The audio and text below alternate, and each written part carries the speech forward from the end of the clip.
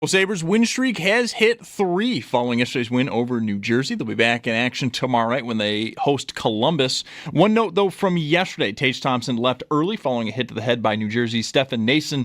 Thompson did pass all the concussion tests yesterday, according to head coach Lindy Ruff. And then today, the NHL announced that Nason will face no other additional discipline for the hit. Our own Paul Hamilton has more on the game yesterday and the lack of a response from the Sabres up at our website, WGR550.com. Just one game tonight in the NHL. Nashville hosts Ottawa at 7:30. But the big news of the day, however, came from the NFL. Reigning Defensive Player of the Year and 4-time first-team All-Pro Myles Garrett has officially requested a trade out of Cleveland. Garrett, who turned 29 this December, is coming off a 14-sack season. This comes after Browns general manager Andrew Berry said at the Senior Bowl the team has zero intention of trading Garrett.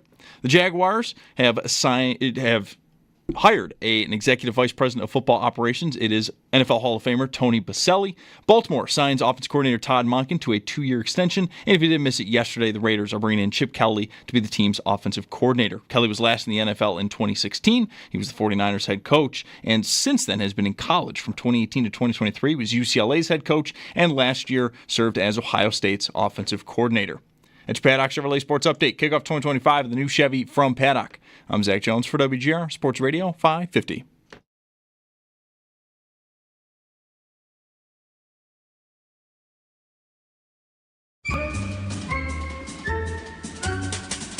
It's Mike Schopp and the Bulldog. I got a speeding ticket in the mail yesterday. In the mail? Yeah. I think I'm going to just ignore it. It's Mike Schopp Where was this? Spain. and the Bulldog. I think if I just lay low, I think I'll get away with it. Not mention it on the air? Definitely don't want to talk about it on the air. It's Mike Schopp and the Bulldog I like the sound of this more and more as we go. I'm an outlaw. on WGR Sports Radio 550. Right, that was from the podcast. So I do a podcast now? that was not on the air. That's why. or else that would not make any sense. Yeah.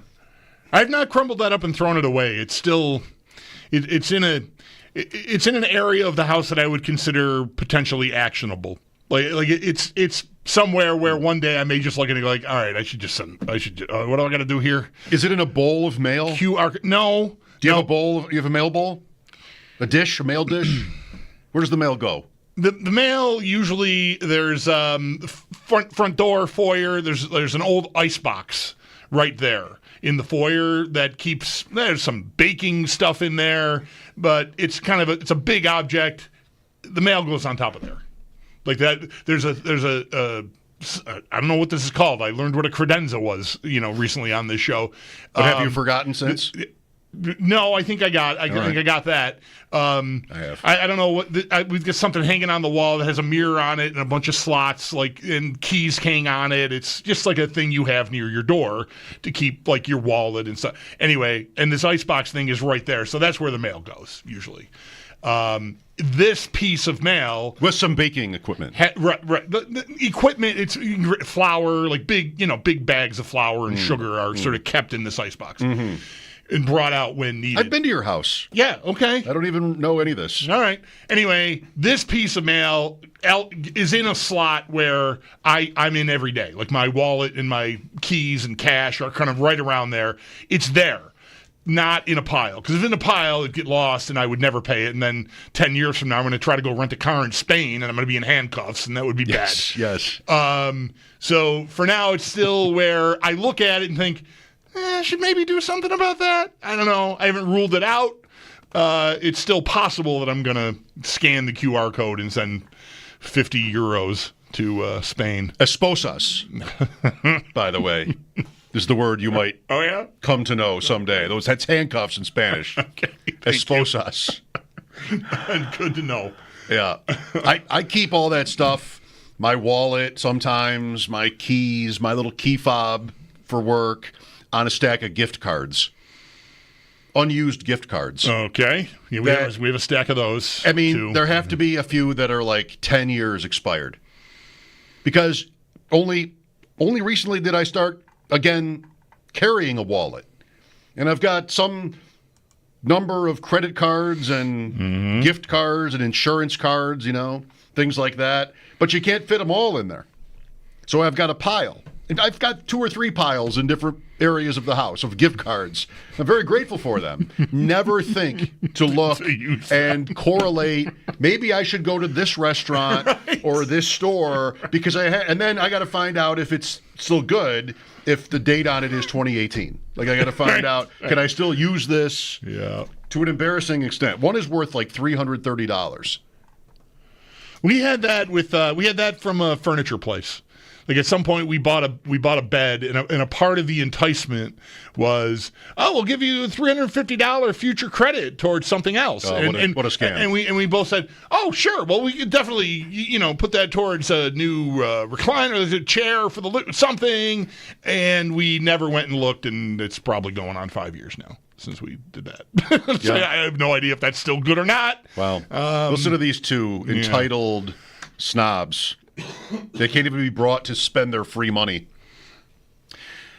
Super Bowl, really, honestly, I should admit all of this. I've found it a little bit interesting. I do care where you put your mail and your flour, but it's really just stalling on the Sabre thing. The Super Bowl, the Senior Bowl, the draft, Myles Garrett, prop bets. There's no shortage of stuff that is interesting today. I know, but the idea of committing like time and energy to a reaction or a lack thereof, clearly a lack thereof, to a questionable hit in a meaningless hockey game, the first day of Super Bowl week is like offensive to me. I mean, I always have hated this particular fistic justice in hockey. I've always hated the conversation so much. If you don't mind, I mean, I know I'm in sports talk radio. I'm not supposed to hate any topic that's within the realm of sports talk. But it's always just like such a dead end. And here we are. It's the first, maybe the first moment of the Sabre season that's interesting. That I think that's right.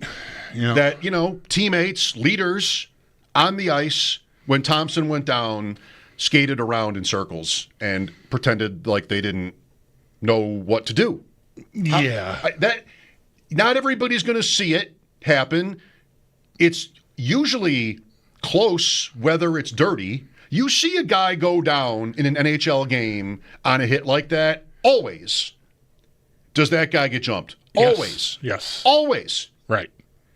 And if you don't know who the perpetrator was because you actually didn't see it, which is, plausible. Like, I'm not every one of these guys. I don't know. I'm watching on TV. Of course I saw it. The officials on the ice saw it well enough to chase the guy around who committed the hit, Nuisen. Like, there's your clue. You don't need a supercomputer to figure out what just happened, right? Matthias Samuelsson is probably the guy in the worst shape of everyone who's on the ice here, because he's the big, rugged, stay-at-home guy. He's not like a notorious face puncher or anything, but his value is in being hard to play against. Right? Owen Power is a bigger dude, but is not that player at all. Those are the two defensemen on the ice. Yuri Kulik is on the ice, and I think Peterka probably, if that line was still intact on the ice. Kulik is facing the play coming back up. So he would have seen it happen. He sees it, and I don't hold him accountable at all. That is not the guy. It'd be fine if he wanted to go show up and cross-check the guy.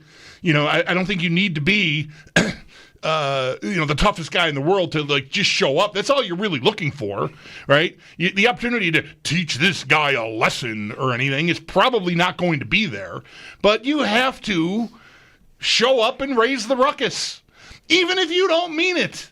It's hockey. You show up.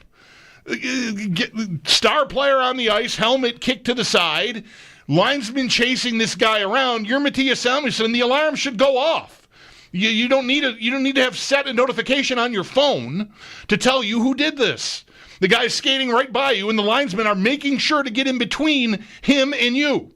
So go get in there and just sort of do the thing you do that's probably meaningless, but at least we're not having this conversation about them being a bunch of gutless you-know-whats. Make it look good. Just make it look good. Keep up appearances. It's hockey. Again, this is what you do.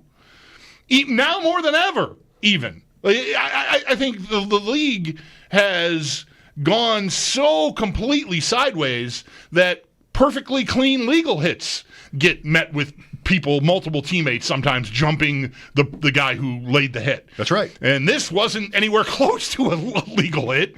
Not that you know that. All you need to know, again, guy on the ice, helmet kicked to the side, linesman chasing this guy around. Okay, I think I know what to do here. I'm a grown man and I've been playing hockey my whole life. I think I know what to do here. Look, so go do it. The aspect of it where other players on the ice are supposed to know whether it's dirty. The refs don't even know anymore. Like, they don't even call it anymore. They're just going to wait for the replay, which is what they did. They didn't call the penalty. They called the 5, and then they reviewed it to see if it was a 5 or indeed a 2. Eventually, I think the call Rob on the said ice, they did not raise their arms. Oh, really? Yeah, okay. That's what Rob said. All right. That no penalty was called. Huh. And then they talked and called one, and then they reviewed it. Oh, gotcha. Doubly good. I stand corrected. No, but just like this is sports now, baseball, football, hockey, maybe every other sport, where we're like, let's just check it. We don't have to call the penalty. I don't even know well enough anymore. I'm so distant from the Sabres and the NHL. Like, if the rules are different, like I would in football, I think, but if the rules are different, if the penalty is called in the first place or not, like it is, on a close call in football. Well, here's the play that was called on the field. Like I sort of alluded to just now, when they did eventually get around, the protocol now is a play like that where you're not sure the level of crime committed, you call the 5, that allows you to review it. And then you can de-escalate down to a 2 and just have it be a regular minor penalty, or you can uphold the 5 and kick the guy out of the game, which is where they ended up last night. So there is a mechanism in place now that sort of takes care of that for the officials. And I've seen it in Sabres games, I've seen it in plenty of games where they call the 5, review it, and go like, actually, it wasn't that bad. Sorry, your guy got hurt, and they just call a 2. But nonetheless, maybe though there is what we have in football sometimes, where it's like somebody can just tell you to call the 5 to give yourself that out. Right. That's what I think happens. That's what probably happened if they didn't raise their arm. Right. The level of injustice on the play is irrelevant to the outcome here. It could have been a perfectly legitimate check.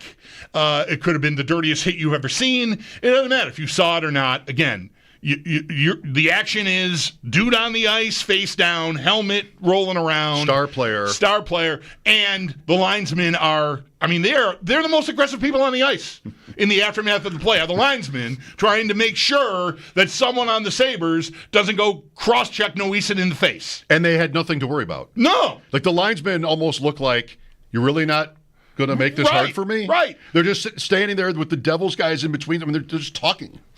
At center ice in the circle, they're just talking to each other. It could be like, Yeah, they're not even really talking. They're just moving their lips or something. When all this first started percolating, I was watching the game. I knew what was happening. But as it went, my first thought was, did Noeson go right to the bench? Did he hit this guy and go right to the bench? Because he's at his own blue line or somewhere thereabouts, and he sort of circled around after he died. Maybe he just went right off the ice. No. He skated right up to center ice, right to where Samuelsson and Power were standing. That's when the linesman got there. And the 2 Sabre defensemen did not have the wherewithal to take any of the obvious visual clues to get them to act. And, it's embarrassing. We've had this a lot of times over the years. Most famously, probably Lucic on Miller. Preceding that by a couple of years. Do you remember, this tripped a wire for me because these are just things I remember so specifically for no good reason. Sunday afternoon game with the Rangers and Gomez behind the net on Miller. Like there's he hits his left leg into Miller's right leg or something, and there's a whole big thing about how they didn't react. It was a Sunday afternoon. So I remember the Monday we were in here. This goes back. This is probably like 09. Oh yeah, in there somewhere, like non-playoff, but right after Drury and Briere left. Right, I know. What are the odds? So we've been around the block a million times on it, and I've probably been in different places to varying degrees depending on how much I liked the team at the time. Like, it's fine. You don't have to go crazy. They didn't know what happened or whatever, and I just want all of that back. Anytime I've ever said that, tried to give them an out for anything, I want it all back. Because the bottom line is, in hockey, that happens, you show up. Whether you're 180 pounds soaking wet and the guy who did it is 230, you just show up and you raise some sticks and you grab some glove wash faces and you say some mean things, and then we all go, okay, well, at least they had his back. You don't I appreciate that. You and don't have over. to throw your gloves and sticks in the air and just chase the guy around. Right. I mean, you don't have to be so obvious. Right. What you're saying is right, and they that just, would have been enough, couldn't be bothered to do any of that yesterday. Any of it. And look, I don't want to infer from that they don't like one another or that they have no. I don't know what it means, but I keep hearing, and I haven't really gotten around to knowing exactly how to ask the question of anyone involved. But if you guys like each other so much, like, what is the problem here? There's talent. You got the roster is not bereft of talent and ability, and yet you just can't seem to get on the same page enough. And I don't know, but boy, any idea that this is some super tight-knit group that has each other's backs and love one another, like some above and beyond any other of the drought teams we've been living with for the last 14 years, went out the window with that last night. Is that said? Has that been? Oh yeah, it comes up pretty frequently that there's a very close, tight-knit group. They really love and care for one another. Yeah. Golf clap. Thank you for that.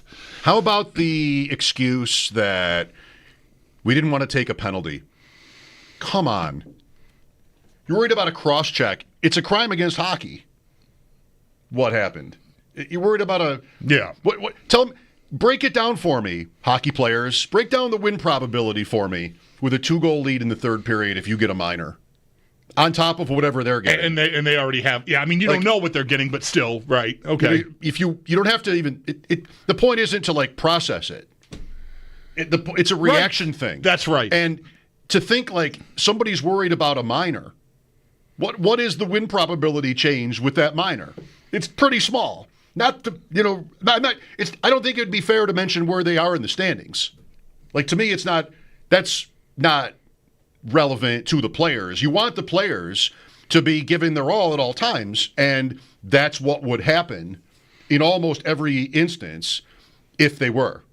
You would get a reaction without regard to technically was it clean, who the other guy is wouldn't matter.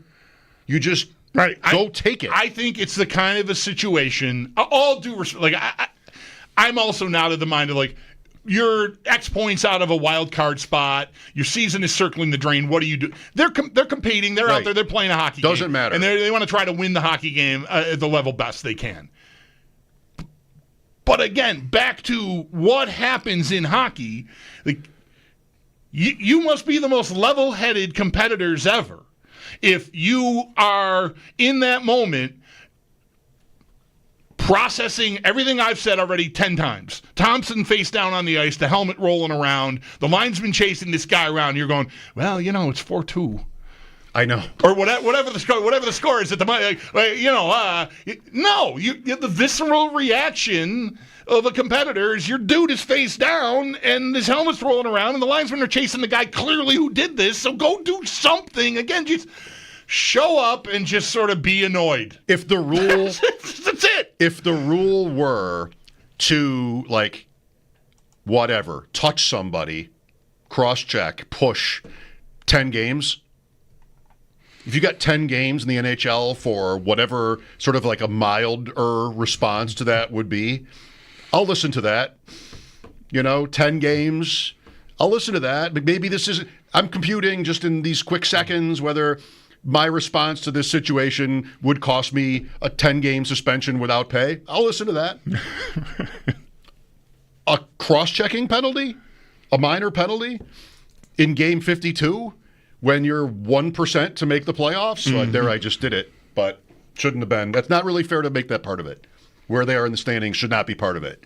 Because you want them to be trying. That's the argument there always is from the players, about the players, when we're talking about tanking. Like, well, what are the players doing? What do you want them to do? Not try? Yeah, I can't go out here and cooperate with you on that. Right. No, you'd never ask for that. You'd never expect it. You'd never ask for that. But it's a crime against hockey to just leave them there. Yes. And stand there, no matter who the players are. Like, And what do you think of Ruff? So he wants to defend him, and he does it in sort of an angry way because what is he supposed to say otherwise? But I don't know. Does he mean it?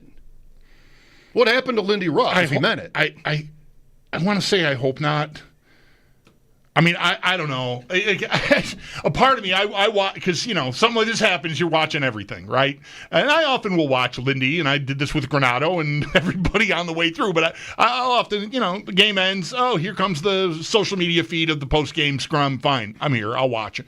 Of course, something like last night happens, or yesterday afternoon happens, I gotta stop saying night, I've already, $50 in fines on day versus night game. Anyway, you want to see it and hear it and watch it for yourself as opposed to just read quotes, right? I feel like at the end, when he's talking about something completely different, right? Not tightening up or something. I can't remember what phrase he was referring to, but the way he says finally.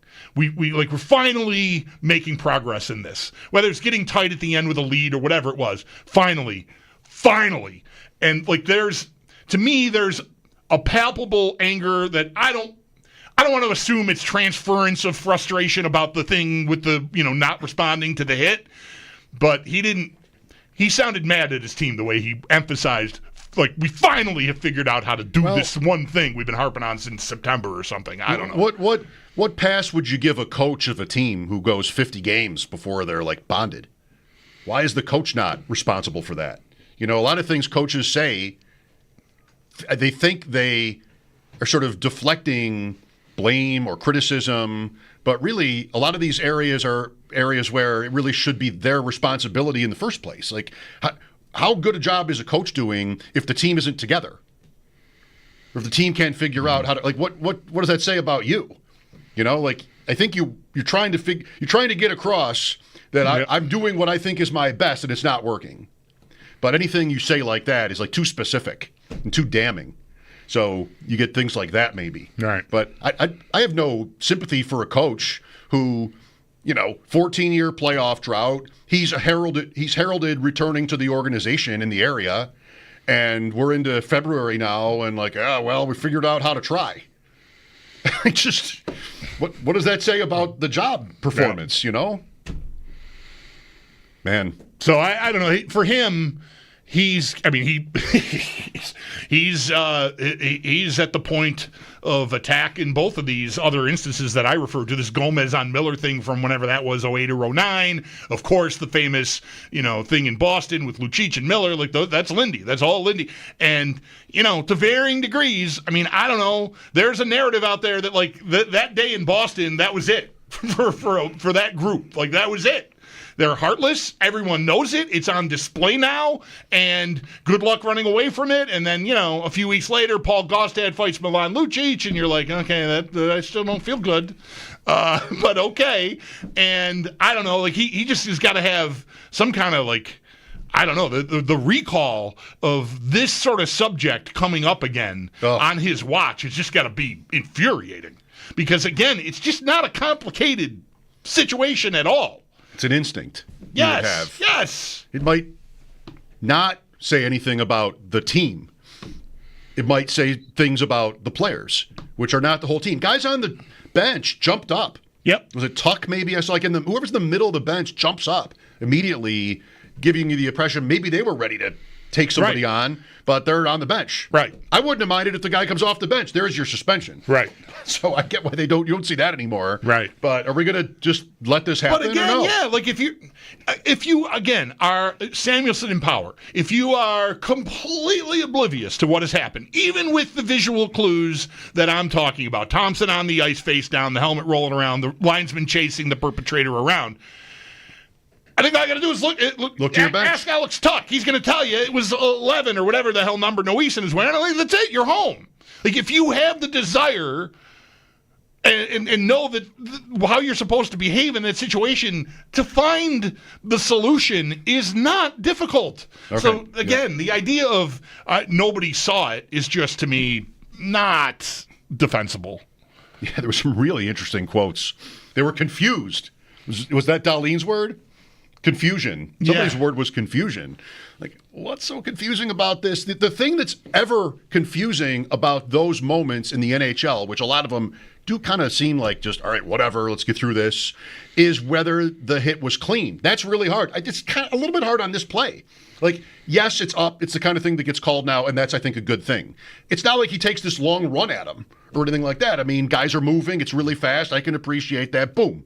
So what's confusing can be because two reasonable people could go back and forth for the end till the end of time on whether a play was really dirty, like just 1 to 10, whatever. That's what's confusing. The one thing that never is confusing in those situations is that the offended team is all over the perpetrators, and then it goes away in like 30 seconds. And then you did the thing that everybody hates if you don't do it. And you don't have to win fights. You don't have to even fight. You don't have to do anything more than stand up. When you don't stand up, you get this. Right. 803-0550, Mike Giardi, Boston Sports Journal, Sal Capaccio, Paul Hamilton. They'll both join us later on. Lines are open for you. Thanks for being with us. Mike Schopp and the Bulldog. We'll get to some football here coming up on WGR.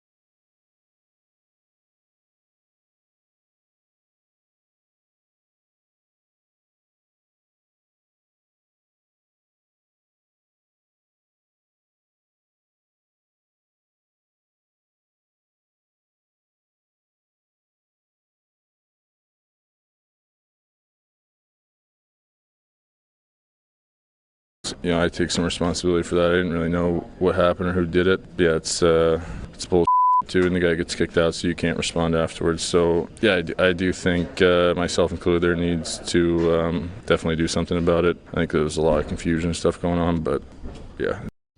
Matthias Samuelsson, here he uses the word confusion, so it may not have also been Dahlin to do so. Well, he doesn't fight the criticism. He accepts it. Yeah. To say how it's just not fair because we don't get a chance at him later, that's your chance right there. That was your chance. All you know is that Thompson is down face first and his helmet's over there. There's a chance that guy's not coming back on the ice in this game. Right. That's sort of normal. Yep. So, didn't need to hear that. Yeah, again, it should not take like a supercomputer to microprocess the situation. It's all pretty plain. You've been on the ice for thousands, if not millions, of minutes. But by the time you're a guy Samuelson's age, like you should be able to process what happened and figure it out. It's not hard. The linesman left you a trail of breadcrumbs to the guy because they tell you everything you need to know about what the protocol is here in this situation. Like, they saw enough of that play. I don't know if the linesman actually saw the hit and knew how dirty it was, but they know that's the guy that hit that guy. That guy's lying there. His helmet's over there. Here comes Hellfire. We better get in here. So they scramble over to make sure they're around the guy, and the Sabres just like, what's going on? You could even take somebody else, not knowing who it was, and say at the press conference after the game, didn't see it clearly, didn't know which guy it was. I just knew we had to do something. Yeah. That's a reasonable response. Right. Nobody criticizes him for not knowing which guy if he's not looking at it when it happens. Right. You just go after somebody. From there, though, I know this. They should know this. Right. Exactly. Everyone knows this. Everyone knows this. It's not hard. From there, it does get to me a little trickier. Jersey scores, right, like 20 or 30 seconds into the 5-minute power play. Now it's 4-3, right? I'm sort of waiting around. I'm hoping, give me an extra net, an empty netter here, and then it's time to go cross-check Jack Hughes in the throat. But they never got there, right? They didn't get that extra one. They're just trying to, at that point, get the game home. And, that's defensible. Lindy even alluded to, like, you can't get that guy, you get somebody else. Like, his frustration poured over even by mentioning that. And I don't know that he's mad that somebody didn't do that in a game that, ended up being, again, a few seconds after this incident, a 1-goal game. But you could have, if you wanted to. You could have. They just did not handle it properly at all. I would give them some benefit of the doubt again in the last few minutes of the game because it was so close that it's over. A tough time to try to get retribution then. Yeah. So that's why you got to do it right in the moment. Which is almost always what you see. Right. Alex is with us. Hi, Alex. Hey, guys. Thanks for taking my call. I just wanted to address the Sabres fans, me, myself included. And I know the Sabres won, woohoo, but it feels like a loss. It truly does. The Sabres have sent a message to all of us. And the message that they sent is, we are not going to play for ourselves, we're not going to stand up for our players, and we're not going to work hard and get better. And so to that, I say to all the Sabres fans that we are not going to spend our money for them. We are not going to spend our hard-earned money to watch this miserable, weak team make us upset and disappointed day in and day out. Do not buy tickets to see this team. Stay home. Because if there is any team that knows how to stick together and stand up for one another, it's the people of Buffalo, New York, not these Buffalo Sabres. This is a disgrace, and I know that they won, but it feels like a loss, and I'm not even looking forward to next season. It doesn't feel like a loss to me. A loss, who cares? A win, who cares? That's not how every season starts. Right. But it's how most seasons finish. It's how you trudge through games 30 through 82 with this franchise is like, I don't know. I'm sure I would know by now if they'd won or lost. But I'm not always watching. I'm not always that interested in whether they win or lose. And like there's not a direct line to the choice. Like if I react accordingly here, if I react appropriately here in most of the rational thinking world, and we, I get a penalty, whatever. You're not disqualified from winning the game at that point. You gave up a shorthanded goal anyway. Yeah. What's the difference? You're playing 4-on-4 for the first 2 minutes of that, and you get a 3-minute power play on the tail end of it. Great, whatever. So reacting and taking the penalty there, sure, there's an extreme there, which I think Zucker mentions after the game. If I get 2-5 in a game, like then that, sure, but what would that look like? 2-5 in a game is like you would jump the guy and you're ragdolling him and like, okay. You throw a skate at him. Right. Maybe. You get into a scrum, land a couple of cross checks, whatever, headlocks and wrestling, and somebody's getting a 2-minute penalty. There's no 2-5 in a game with the people you had on the ice there. So I don't even really want to hear that either. Officials often give the offended team, if you will, a little bit of license to retaliate.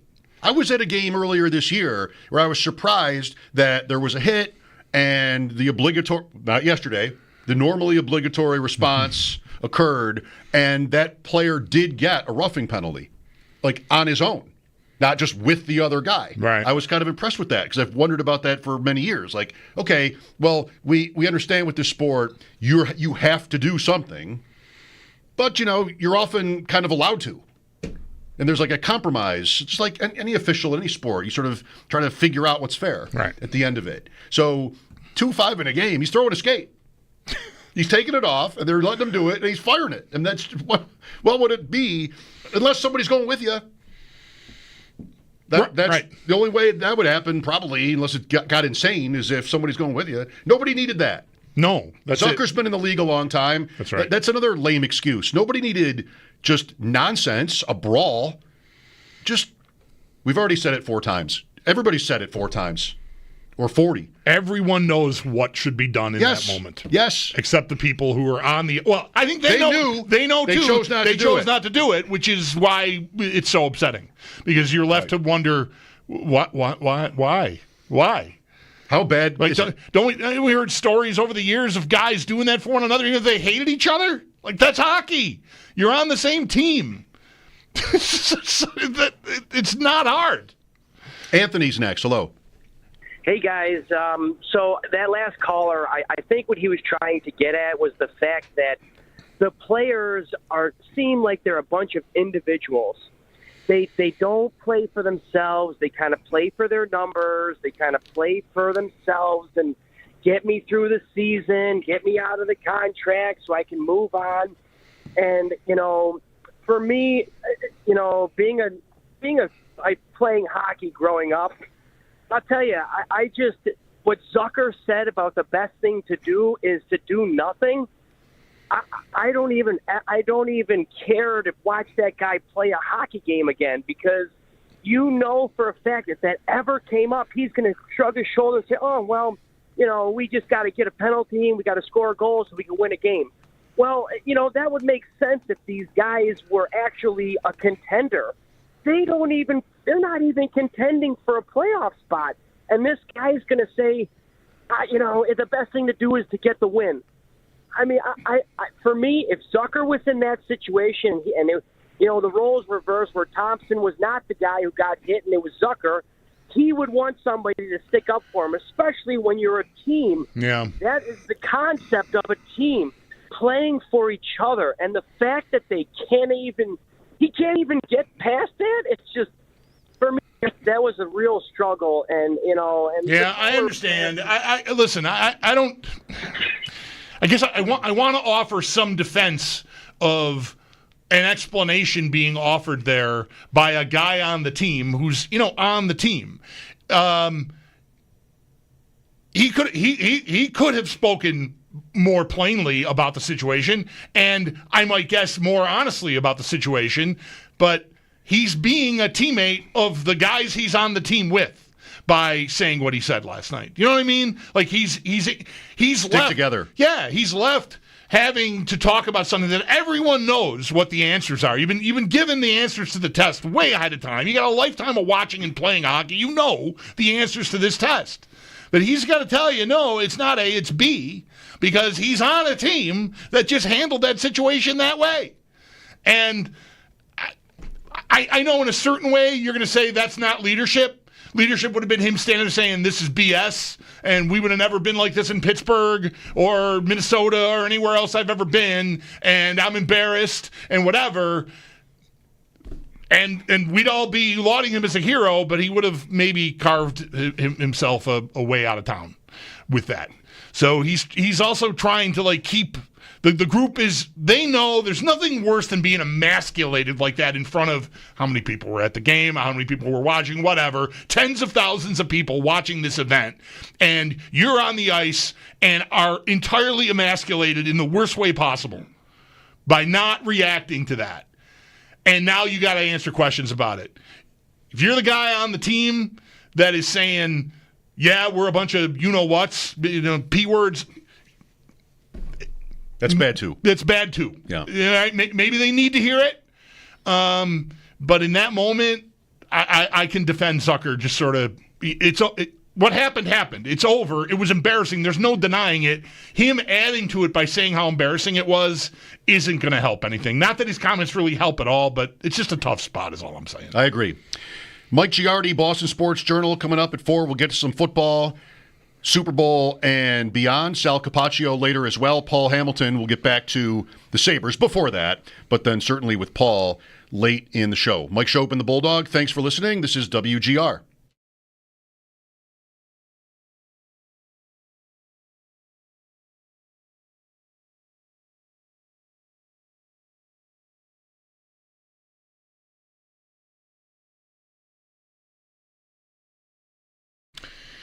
Folks, Bulldog here for Excelsior Orthopedics. You got a young athlete who's good but wants to get better? Consider having your athlete train with the pros at Excelsior Sports Performance. It's world-class sports training experts who specialize in the development of strength, speed, agility, and the prevention of injuries. At their new state-of-the-art facility at Flash Fields in Elma, the team at Excelsior Sports Performance is helping young athletes in every sport take their game to the next level. Learn more and book your free trial at excelsior-sports.com.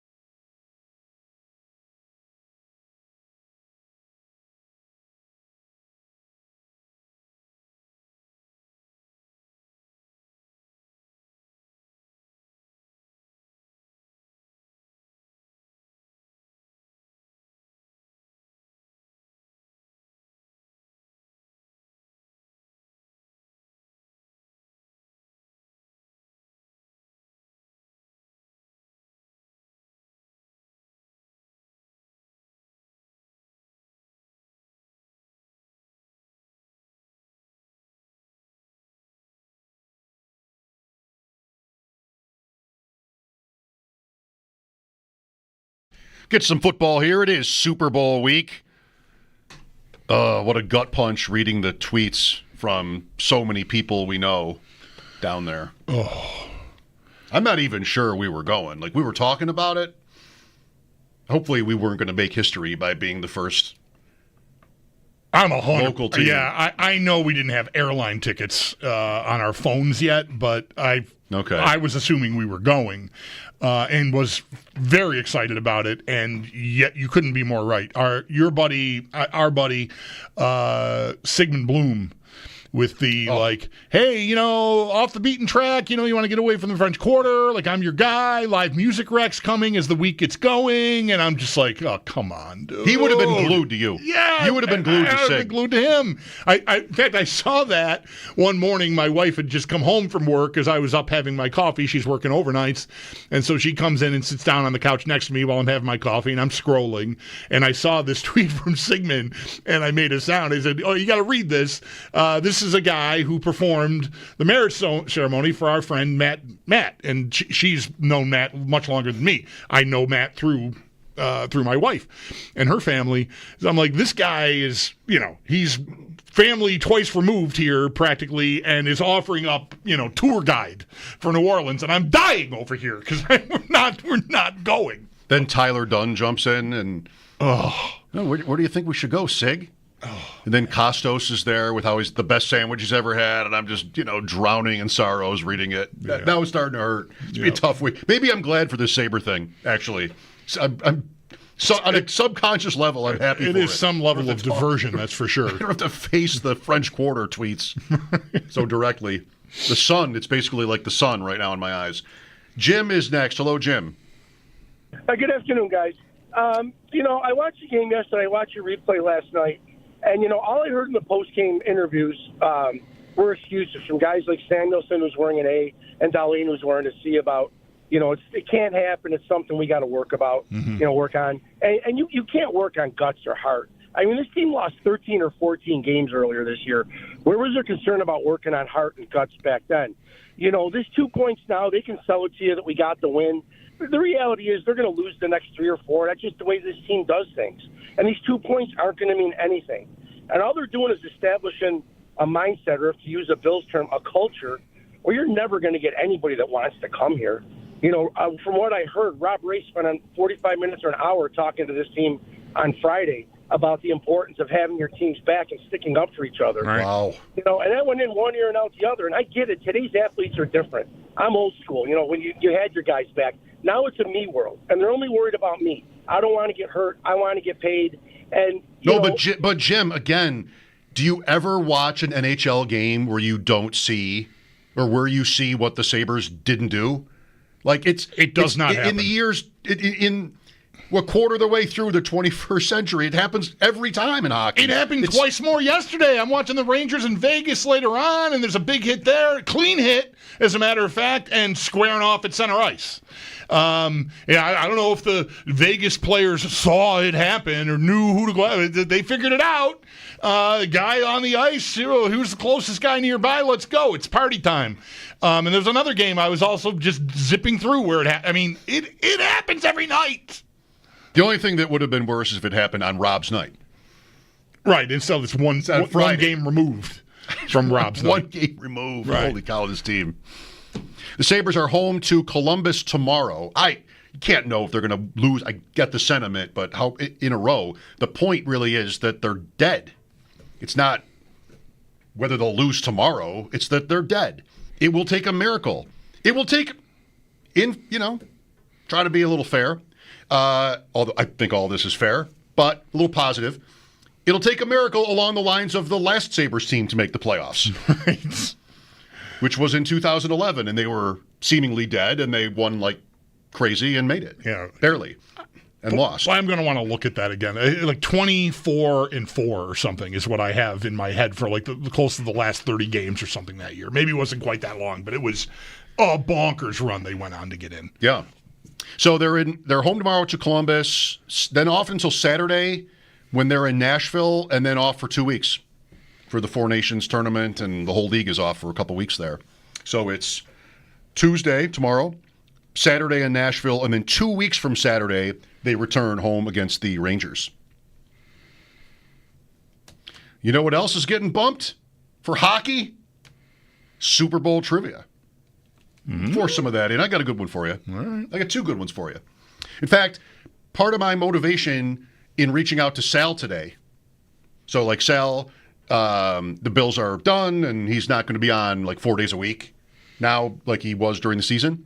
So, what do you want to do? Set that up with him. I was a little bit selfish because I have this one question I want to put by Sal. And so, let's do this today. All right. I'm glad he was agreeable. Decided, let's do this today. I don't want to wait. It's not going to be that good, but I liked it. Mike Giardi, Boston Sports Journal, the Bills, the Super Bowl, the Patriots. We'll get into different topics with Mike, who's always a great conversation. That's coming up. Mike Schopp and the Bulldog here. This is WGR.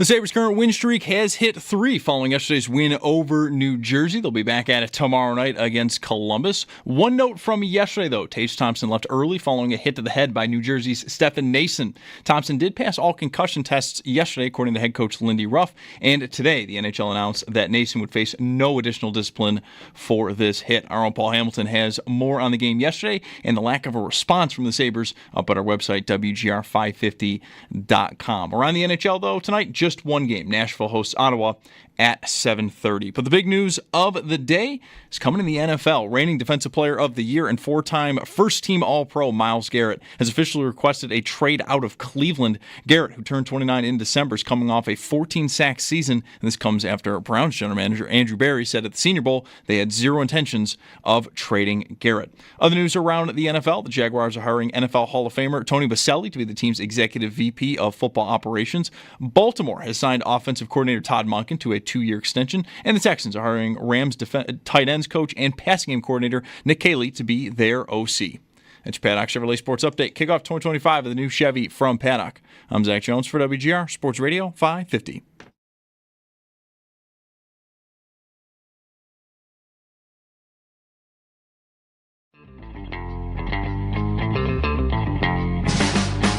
It's Mike Giardi and the Bulldog. How many bees is a swarm? Is 2 a swarm or 3? Whatever. How many does it have to be? And I feel like 7. It's Mike Giardi. how many times do you have to be stung to have been swarmed? And I was like, dude, I got swarmed. I got stung only once, but I was swarmed. And the Bulldog. You insist you were swarmed. There were bees, man, like plural, big, lots of S's, lots of E's and S. Bees. That was not Bees. fun. Right. That was not fun. On WGR Hey, man, that kind of hurt. Sports Radio 550. Got a streak going. 2 consecutive shows, not consecutive days. Mm-hmm. We're off Sundays for a while now again. Friday and then today, guests who spent time at the Senior Bowl. All right. Theo Greminger on Friday. Mike Giardi today, Boston Sports Journal. Always great to talk to Mike. Wide-ranging conversation, usually. And I guess from reading you were at the Senior Bowl. What is, Mike, the Senior Bowl experience? Like, or what does it compare with? It's probably not quite like going to the Super Bowl. Maybe it's better than the Combine, or I don't know. Like, put that into some perspective, if you would, Mike. Yeah, I think the Combine, you end up running into more people, football people, GMs, executives, scouts, all that stuff, out at night. Whereas in Mobile, there's a little bit less of that. There's less places to congregate.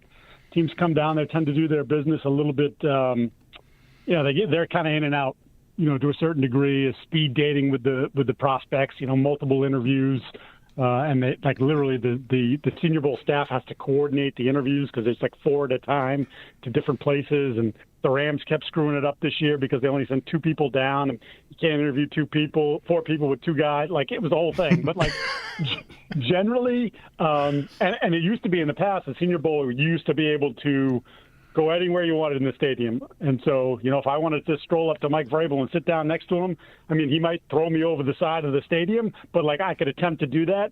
Now they've actually done it so that the media's on one side and the football people are on the other. And you got to kind of stake them out as they're leaving the practice if you're trying to get something like that. So it's to me it's more of a football evaluation really than anything. And like those guys, like if you're there, they kind of like that you went the extra mile and you're there, so you might get a few more texts back or whatever. So that's sort of the way it plays. Leave it to the NFL to have up the security. Like what had been a pretty casual, maybe deep background type search is now like, no, you got to stay over there. You can't be near the football people while they're doing the football things. Yeah, it's really silly. Like, cause look, man, if somebody tells me they don't want, like, hey, I'm focused on what's happening on the field right now. All right, I'm good. I'll leave you alone. Like, right. I don't need to be hanging over your shoulder or anything like that. But they got their way. So, Mike, you mentioned Mike Vrabel in there, new Patriots coach. That maybe seemed kind of obvious or to be expected for a lot of people. That did happen. You on board? I think he's the right guy for this team right now. it's like they needed an adult. They needed to go back to a little bit more of the of a little bit of a hard-ass way, the old-school kind of coaching. And, look, he's very player-friendly to a certain degree. Like, you read the stories. I talked to Ben Jones, who's the Titan center, and Jeffrey Simmons, and, like, you have something going on in your personal life. Mike is there for you. Like, but, when it comes time to do your work, you got to do your work. And I think this team, between the end of the Belichick era and the way that frayed, and then the colossal mistake that was last year with Gerard Mayo, this was the right thing, the only thing, and quite frankly, this should have been the thing they did last year had they not promised, and put it into Mayo's contract that he was the successor. How long a job do you think it will be until they're a contending team? Because I'm over here in Buffalo, New York, Mike, I'm pretty intimidated by Vrabel getting there. I think it's a perfect fit, and McDaniels being back to run the offense with Drake May there now looks awfully good on paper too. We know what he's been as a head coach, but he doesn't have to worry about that if he's working under Mike Vrabel. And so I'm my eyes are open, New England. I see you over there. Yeah, I mean, I think the McDaniels hire and to pair him with Drake, talking to people that know Josh and sort of his motivation, he looks at Drake and says he has the potential to be a top 5, top 7, top 8 quarterback. And I was with the best quarterback of all time, and he gets an assist in there. I mean, Tom is Tom, but like Josh played a big role in his development, and like, does he see some of those same things? I think it's one of the reasons why the job appealed to him.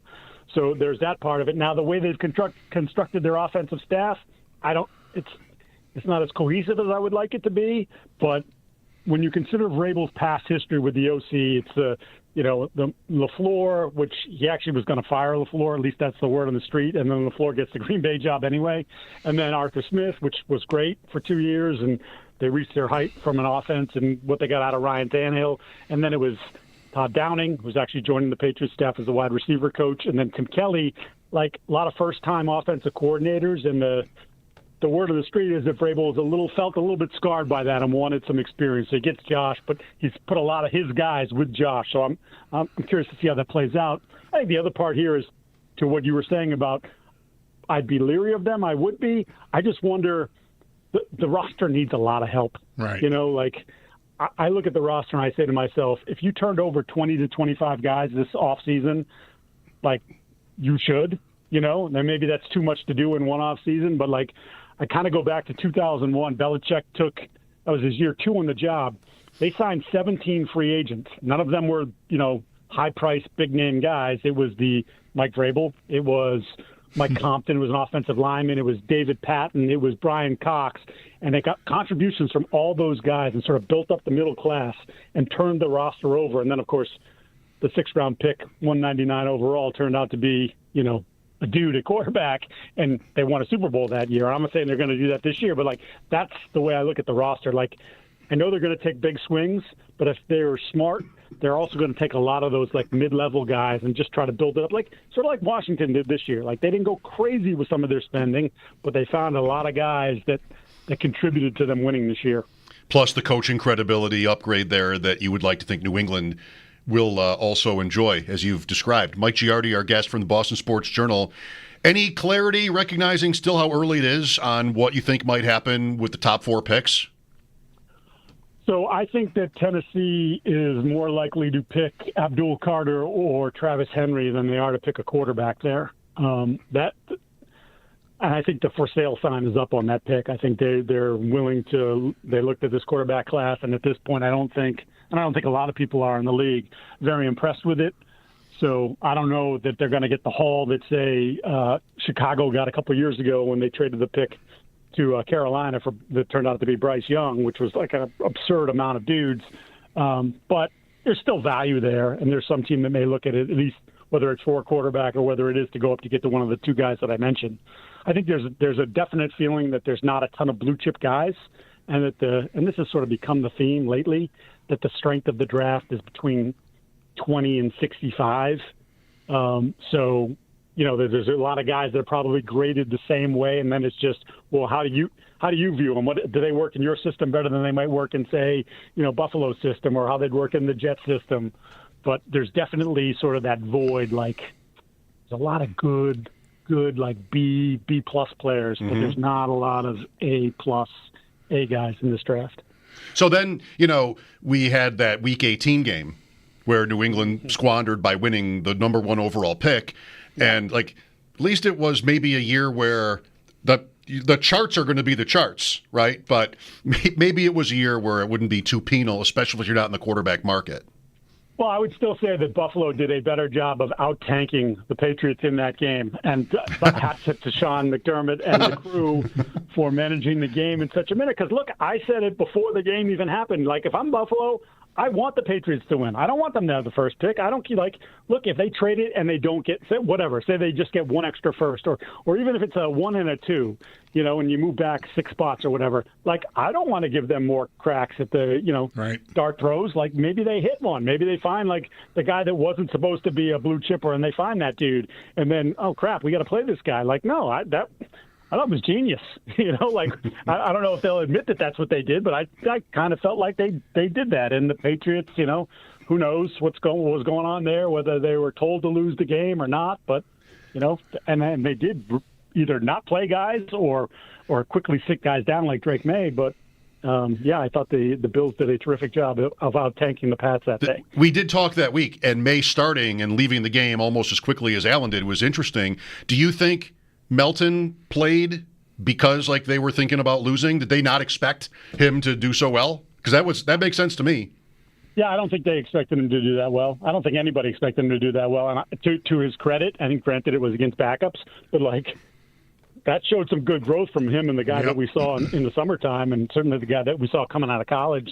So, now there's the Patriots have 2 quarterbacks. All right, let's pump the brakes. It was against backups. Well, could you get a second-round pick from him? Nah, probably not. Probably not. I think people are crazy, but they're not that crazy. So, it was an interesting one for sure.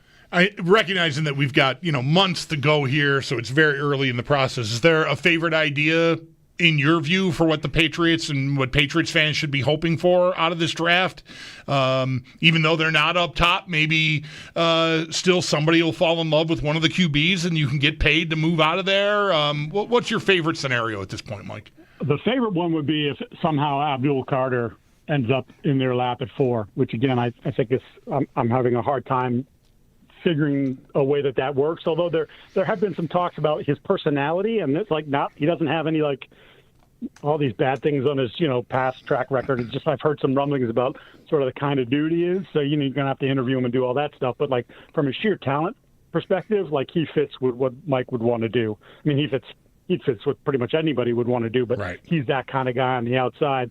The thing that sort of, to me, if that's not going to happen, and I don't think it's going to happen, is Will Campbell, who's the left tackle from LSU, who wasn't at the Senior Bowl.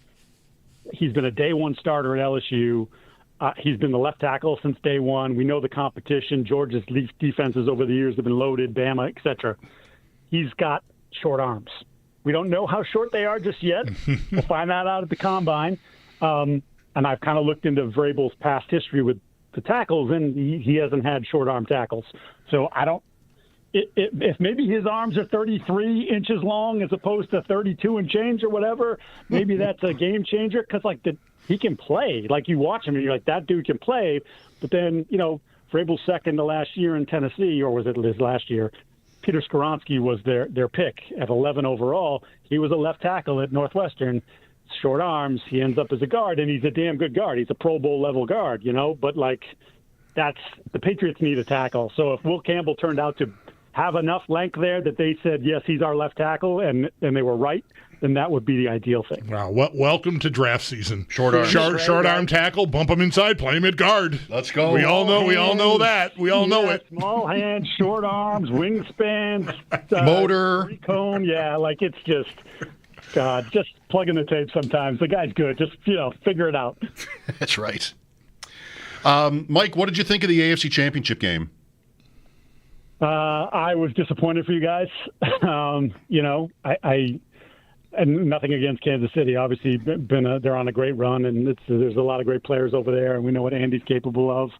I thought that Buffalo got out to, Josh was a little jumpy early. Mm-hmm. I thought he settled in. I didn't love the play calling in that game in particular, and I'm sure you guys have talked about it ad nauseum.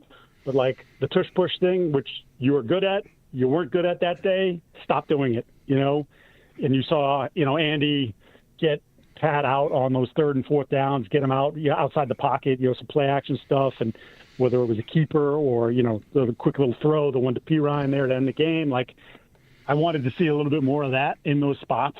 And, look, I don't know where you guys stood on did he make it on the 4th down push or not. Right. And I'm sure you probably didn't. But my thing is, and maybe people will yell at me for this in Buffalo, like, don't leave it to chance. Mm-hmm. Like, you know what I mean? Like, you got this guy who's 6'5", 245, who can run. Like, get him outside the pocket. Stop trying to, push him up the middle. And it just wasn't working. And I just was like, stop doing it. And they didn't stop doing it. And it was like, kind of in that instance, from an offensive viewpoint, maybe you got what you deserved there. I don't know. Like, but again, disappointing because what a year, like no one thought, and I think we've talked about this a couple times, like this was supposed to be a step back year. And instead, Josh elevated and, look, you're going to be in that conversation every single year, but one of these years you're going to have to break through.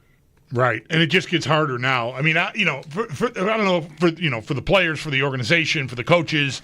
I know out here, Mike, in the run up to the game, I got fond of saying if the Chiefs win this game, we're going to go through an off season and even a September, October, and November of a football season where they're just going to feel inevitable. It just they can't be stopped. Yep. And that is no way to go about rooting for a sports team. I mean, it's a very tough place to be where you feel like doesn't really matter what I do, I'm going to run into that at the end, and maybe somebody else can take them out. Yeah, I mean, this is like you felt like, okay, even though 15 wins in the regular season, like all these one-score games, and they're just not that explosive, and the defense actually stepped back a little bit from last year, and you're like, this is a year maybe you can get them, and it didn't happen. And look, I don't. When I look at the roster, aside from the addition of a pass rusher and a playmaker, like on the outside for Josh, it's a pretty good roster again. Like you're going into it knowing like you're the favorite in the AFC East, and you're going to be one of the favorites to get to the Super Bowl again. But it's still that like now is that it happened again. Another year we couldn't get by the Chiefs. You can't expect the division to be in such shambles again either, right? I mean, they were, consensus was they won't be quite as good, but the division being a lot better would be part of why. Like their chances of winning would be not as strong, and the Jets and to a different extent the Dolphins just collapsed.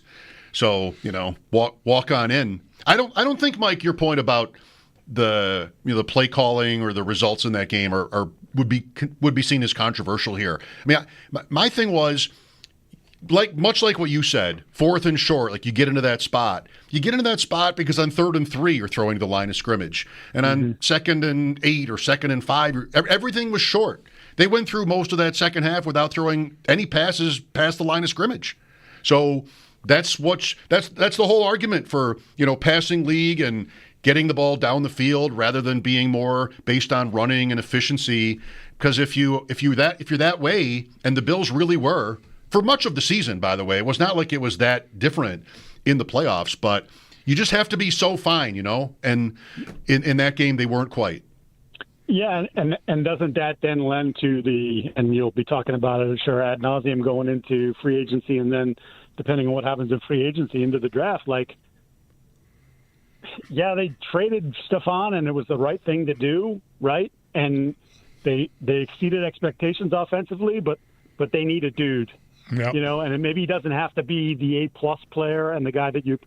Higgins is probably going to get $30+ million a year, but like someone who, and probably the draft maybe is a better way to try to do it because you're doing it on cost control, someone who can give him more playmaking on the outside, because for as much as you like Coleman, not a big separator. So there's the jump ball factor. They just need a guy that's going to, hey, I need 12 yards, and he's going to be able to snap off a comeback and get me the 12 yards, and then maybe some wiggle after it, and 12 turns into 25, So that's something that it felt like they're missing aside from, Shakir, and then there's still some limitations there, especially because he plays inside.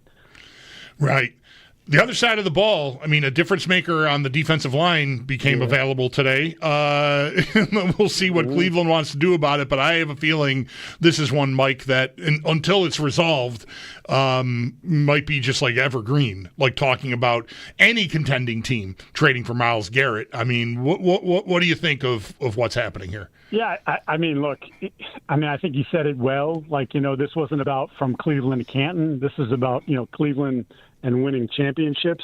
And he's just lived that too long. And now he's looking at, okay, the quarterback that they just pushed his contract for basically this year and next. I mean, I suppose they could eat it next year. I mean, they could eat it this year if they wanted to. But, like, I'm married to this guy who hasn't been the same guy, and never mind the stuff off the field, but now tears the Achilles again. And so what's our option at quarterback? Like, you're just kind of stuck in this place. I mean, people in New England are like, oh, what about Patriots? I'm like, dude, he doesn't want to go from a 4-win team to a 4-win team. Like, and even if you're projecting, hey, they win 8 or 9 games next year, like, he wants to be in a championship situation. You start looking at the back end of the draft, and I kind of have a crazy idea, but would it shock you if somehow Philadelphia got involved? Like, he seems like that's like a Howie Roseman, like, oh, I have picks that we know are going to be in the late 20s, early 30s every single year based on the team that I built. I have a couple of young pass rushers. Would you be interested in Nolan Smith, a first-round pick this year and a second next year? Like, that just kind of like came to my mind. I'm like, oh, I could totally see Howie being in on that. Yeah. Now, he wants to be paid. I know his comments, or there's reporting, oh, it's not about the contract. It's totally about the contract, too. I heard in Mobile he wants to be the highest paid non-quarterback in NFL history. Now, we know that'll change. Michael Parsons will probably sign the next deal after Miles does, and then, he'll be the guy. But that you have to factor that in terms of, not only are you giving up assets, but then you're going to have to turn around and give this guy, loads of guaranteed money. Can Roseman Billy Bean his way to another trade or two with New Orleans and then give him that cushion so that he could make that trade with Cleveland if anybody could? I wouldn't put it past him. Mike, last thing, there's got to be some discussion in New England about like what a Chiefs win here would mean historically. Your thoughts or what you think the sentiment is there? Like, I don't think anybody ever really likes rooting for Philadelphia teams, but, maybe a lot of us will this time. Yeah, Boston does not like to root for Philadelphia teams, but the Patrick Mahomes, Andy Reid, Travis Kelce, that conversation makes Patriot fans insane. Sports radio has been dominated for weeks by that. The fear of the potential three-peat, which is something that for all of Bill and Tom's greatness, they never accomplished. And so there's a lot of, you can't put Mahomes in the same category as Brady. Well, you can. You just resume. I mean, his resume is longer and better. But to this point, he could put that on his resume. The conversation becomes more, probably more pressing and more concerning for Patriot fans. Pat's got a long way to go to get to 7. But, there's definitely a lot of Patriot fans that are going to swallow hard, probably drink one too many adult beverages and cheer for Philadelphia, and then pray that no one remembers it the next morning. On that note, Mike Giardi, Boston Sports Journal. What can we look forward to from you, Mike, in the coming months? A lot on the Patriots draft, I imagine? Yeah, a lot on free agency and draft, trying to get to know this new coaching staff and how they're going to operate. And obviously, it helps having Josh back in terms of, like, we've known him forever and kind of know his MO. But it'll be an interesting offseason, man, because they got between $117 and $130 million, depending on who you believe, in cap space. And I think there's going to be some roster turnover beyond just the mid-level or bottom of the end guys. I think there's going to be some guys who may have got extensions even as recently as last year who could find themselves on the way out. So I think we'll be busy for sure. Thank you very much for today and all the time you've given us. Anytime, guys, you call, and I'm there for you. Appreciate that very much. Thank you. Mike Giardi, Boston Sports Journal. We spent most of the first hour on the Sabres and their clutch win over New Jersey yesterday. What's this now? Not really. You don't even know that they won. The way you're talking, you don't even know that they won. You don't even care, frankly. I barely care. That's not that far off. I don't either. I barely care. I mean, I'd rather they win than lose. We're almost to the point where I don't. But that's the best I can do. Why should I care? Why should I rather them win? Well, you can't win 10 in a row unless you win 3 in a row first. and then twice more. Should probably take a break. Let's take a break. The update, Sal, in an hour. We'll get to Paul Hamilton as well, back on the injury to Thompson, who I guess sounds like he's all right. Another goal for him. Were you really early too? You're back? Are you back? I was back. You were so back. I was there. And then there he went down. Yeah. You were thinking about empty netters? Definitely was. 803-0550 for your calls, Bills, or the incident yesterday involving the Sabres, or not. Mike Schopp and the Bulldog here, WGR.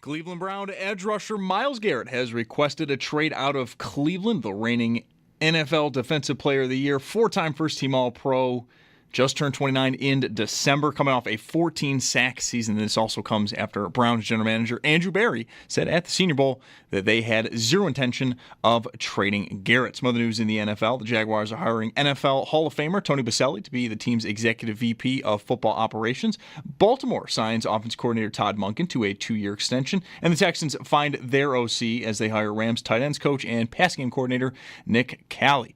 And then over in the NHL, very light night. The Sabres will be back in action tomorrow, but for this evening, just one game. Nashville hosts Ottawa at 7:30. It's Paddock Chevrolet Sports Headlines. Kickoff 2025 in the new Chevy from Paddock. I'm Zach Jones for WGR Sports Radio 550.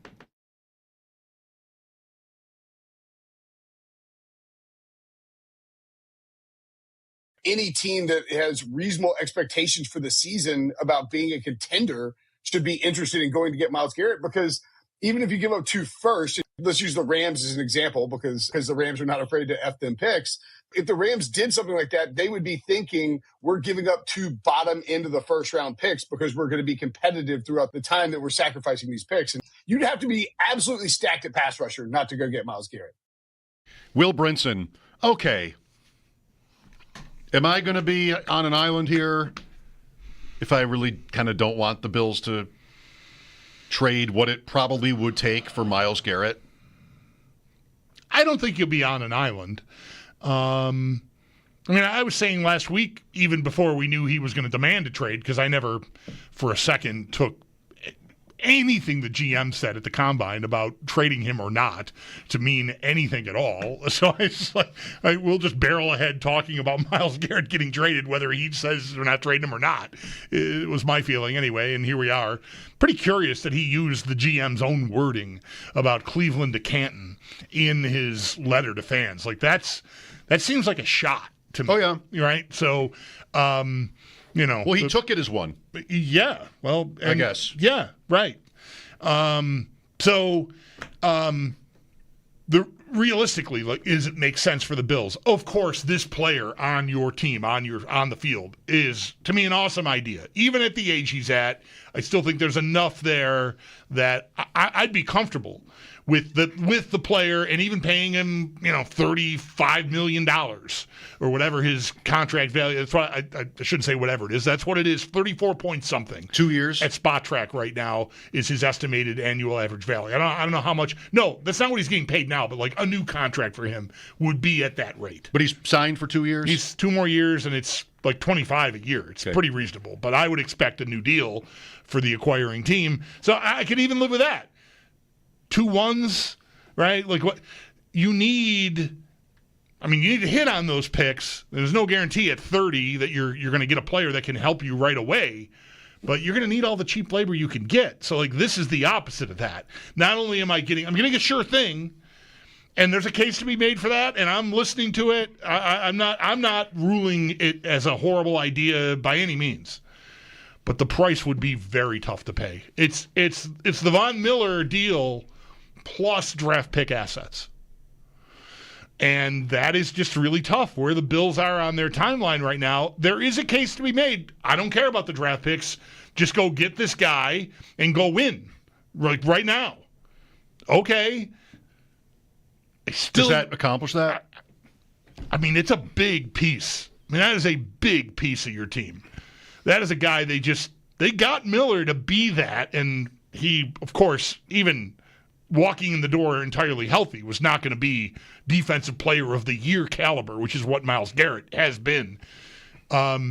Cleveland, I think it's a big the case to make the move from a football standpoint. I'm entirely here for it. I think he helps you a lot immediately. Cleveland still holds the cards, and assuming numerous teams would want a bid, which I would, I think the Bills could have a tough time winning a bid against teams that are almost all going to be drafting higher, at least this year. And if you're the Bills and you add him, it's probably likely next year too. Right.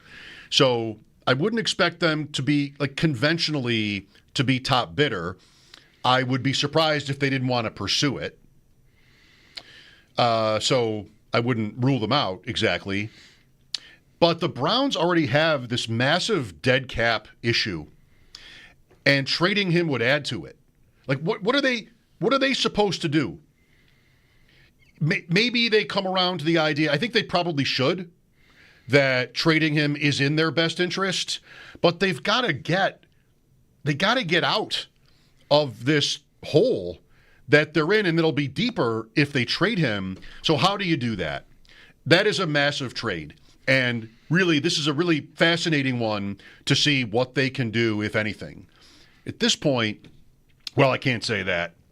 I mean, that he holds out. Who knows? I mean, it's 7-8 months away what happens. But he's planted his flag. Yeah. Out loud.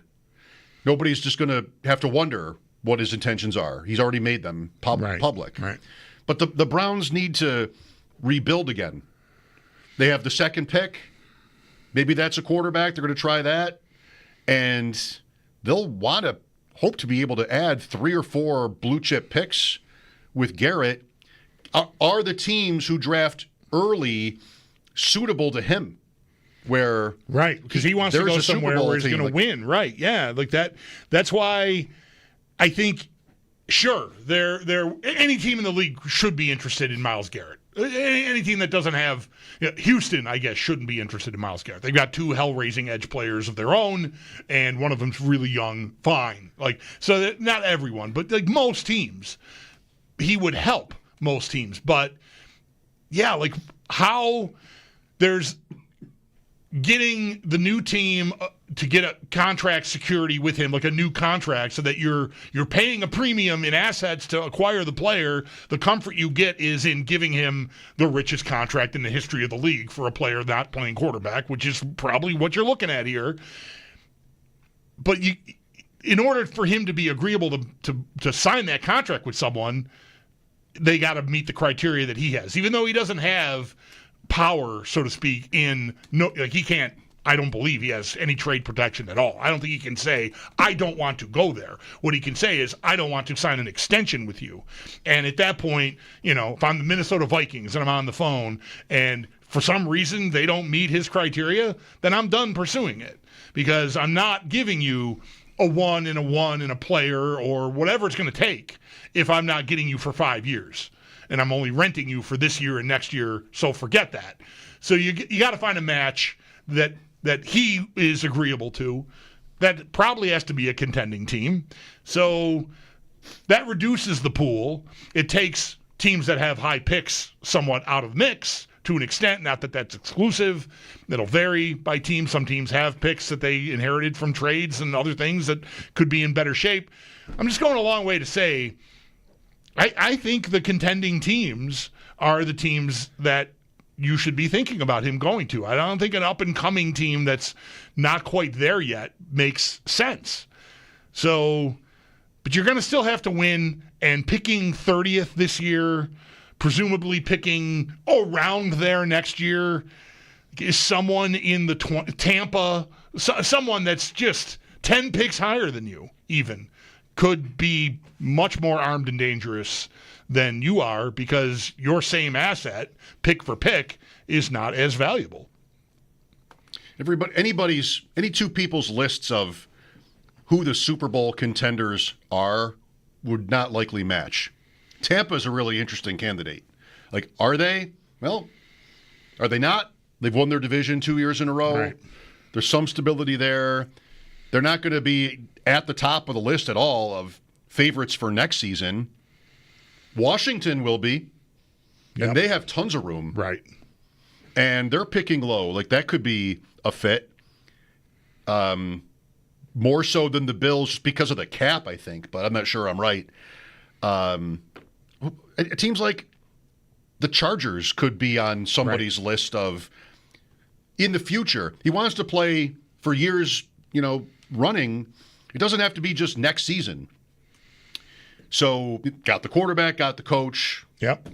Something like that. Denver's got a decent amount of cap room.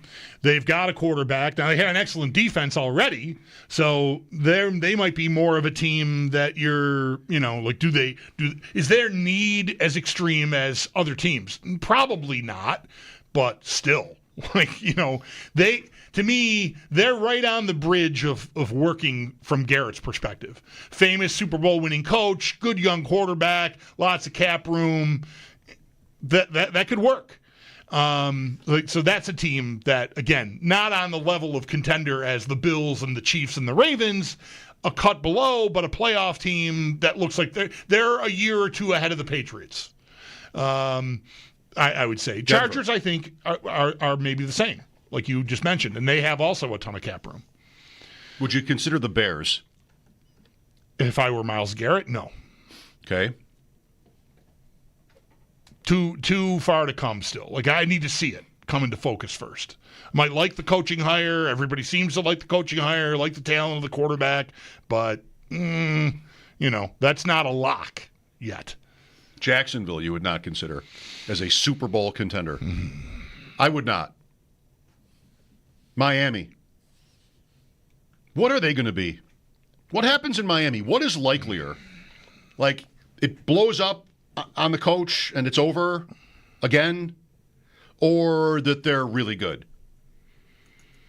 I guess I really don't know a lot about what they are facing in free agency and cap and stuff, but what do you think is, like, Tyreek Hill, maybe he's a little old. He said he wanted to leave. And then he walked that back to some extent, but he's old is the bigger problem there, I think. And you've just recommitted to him. That's close for me. To me, there's like a 40% chance either one of those scenarios plays out, that it blows up and he gets fired, the coach, or they win 12 games. I think it's close. I don't think, of course, there could be a vast middle ground there, but on the extremes, I think either one of those are the most likely extreme. I think it's more likely they're one of those two things than, 10-7 again or something. Yeah, they spend most of their time in that middle. Right. The Dolphins. 803-0550. We'll talk to Sal Capaccio at 5:30, 45 minutes from now. Paul Hamilton will join us at 6. We'll talk some more about the Sabres and their disinterest in taking on any of the Devils after the Tage Thompson hit yesterday, which is, to put it mildly, a sore spot with, I would say, most fans. Mike Schopp and the Bulldog here. This is WGR.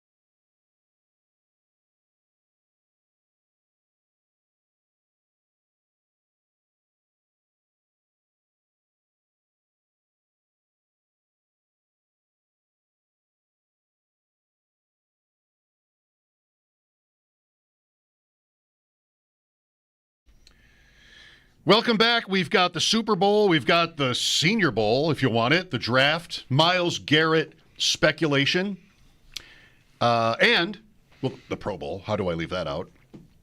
And perhaps tops on the list today around town is what the Sabres did not do after Tage Thompson was taken out by a hit to the head in the third period yesterday downtown. Here's Tom with us next. Hello, Tom. How's it going, guys? So I was curious of what you guys thought in terms of Lindy Ruff's response. Mm-hmm. I couldn't really tell if he was mad at the question or if he was mad that there was no response. You know, being mad at the question is in like he would have rather finished the game out with a power play. He was mad at the reporter for even bringing up, retaliating with a fight. Or if he was just, his response was out of anger and that nobody did anything after the Tage hit. How do you like, this is a cop-out answer, all of the above? I really think there's no way that I would believe that Lindy wasn't upset with the response or lack of it. I doubt he was mad at the person asking the question. That's different than being mad at having to address the question, which circles you back to being mad about the lack of a response. Like, I got to stand up here now and say things to defend something that's offensive even to me. I'm presuming a lot here, I think, but this guy's been a hockey coach here for most of my adult life. So I think that would be my guess. He's been in this spot before, and to have to circle back and talk about something he talked about 15 years ago as the coach of the Sabres would be, I think, frustrating to anyone.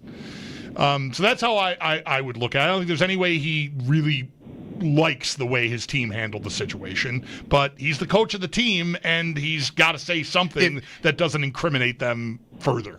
Agree. If he did want to defend them, he could have. There was nothing stopping him from explaining why what they did was proper. But he didn't do that either. It was just like, probably a little bit, Tom, of I don't want to have to deal with this right now. This season has been a disaster. Who knows, how he's feeling about taking this on. Would you bet on him being the coach of the team next year? I wouldn't. Yeah, I don't know. It's tough, and it's almost just like this team finds ways to make wins frustrating. Yes, come out of that's what happened yesterday. That's exactly right. Yeah. Thanks, Tom. An angry press conference. Yep, it was. Appreciate the call. I mean, he did. A couple guys wanted to go right away, and they didn't. Later on, he referenced, like, after the, he said BS about the, the question, about their lack of a response, and let's move on. Then later on, you grab a guy later, whatever. I don't know. Analyzing what he had to say is tough because, again, I'm making some assumptions based on what I know of his approach to stuff like that, and I just can't believe he liked what happened. But he's got to defend it to an extent. It might be a leap to connect this with what happened in the game or what's just happening overall, but from 3 or 4 different parties yesterday after that game, you got 3 or 4 different messages. I mean, you got Zucker, who sounded defensive that, we won the game. Like, that was his angle, defending the team for not retaliating as if it were purposeful. The point is to win. Okay, I mean, you're in last place, but okay. Maybe that shouldn't matter that you're in last place. So you've got that. You didn't have that from Ruff, really. Ruff is just, like, dismissive and angry. He has no time for it. He could have been like, we won. He could have been there. And then, like I just said, and you said, here's why it was right. Didn't do that. Samuelson's over here being like, there was confusion. I probably should have. It would have been nice to get the guy later. Didn't get a chance. Like, the variety in the messaging from the Sabres, I can appreciate and usually do. I usually want to be the guy to be like, hey, it'd be nice if you spoke from your heart at these press conferences, and maybe that's what you got here. But there was no unified message about what happened, which would lead you to think that there was some difficulty with it, to put it mildly. You left out the captain. He said that it can't happen. Basically, in so many words. I mean, he said a lot more than that, but that it can't happen. So, yeah, you're kind of all over the board. So which is it, right? Which is it? Right. Is it defensible or not? They all know that never in a hockey game anymore or ever do you see that go unaccounted for. that kind of thing. Doesn't matter because most of the time you can't really know whether it was legal or dirty or just what it was. The game moved so fast. That play was pretty fast. That's one of these ones where I think you could go on all day about what it really was. So the players can't make it about that because that doesn't matter in these things. You're going to go get them. And getting them isn't necessarily huge, whatever that's going to mean. It can be different things. But you're going to go up to the guy, you're going to push him, you're going to show that you care that happened. And not that it's about whether it was clean. You got your best player face down on the ice. I can't believe it. The linesman should not look more aggressive in trying to get to the offending player than anybody in a Sabres sweater was. And that's what that looked like. It adds to the optics being horrendous for them.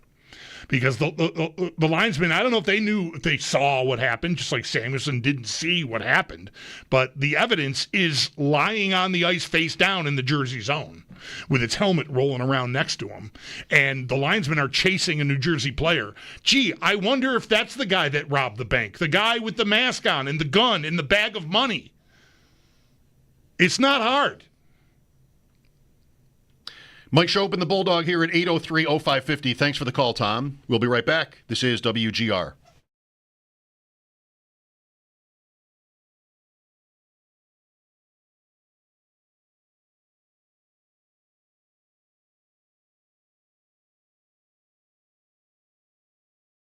It can start as just a nuisance and you just put up with it, but then that awful joint pain gets worse and it starts to impact everything in your life, walking, climbing stairs, getting in and out of your car. This is Mike Schopp. QC Kinetics, here's the good news, groundbreaking treatments for arthritis pain in your knees or hips, shoulders, or back. Long-term relief now possible. Tens of thousands of QC Kinetics patients would tell you that. And they would also tell you, don't wait, and to make the call today, 716-222-9595. You could find a free consultation right on Main Street in Snyder. QC Kinetics treatments prompt your body to heal and restore those damaged joints. You won't miss a beat. There's no downtime. Joint pain doesn't get better with time, so before it becomes absolutely debilitating, find out if you're a candidate for these regenerative treatments. 716-222-95. That's QC Kinetics, 716-222-9595.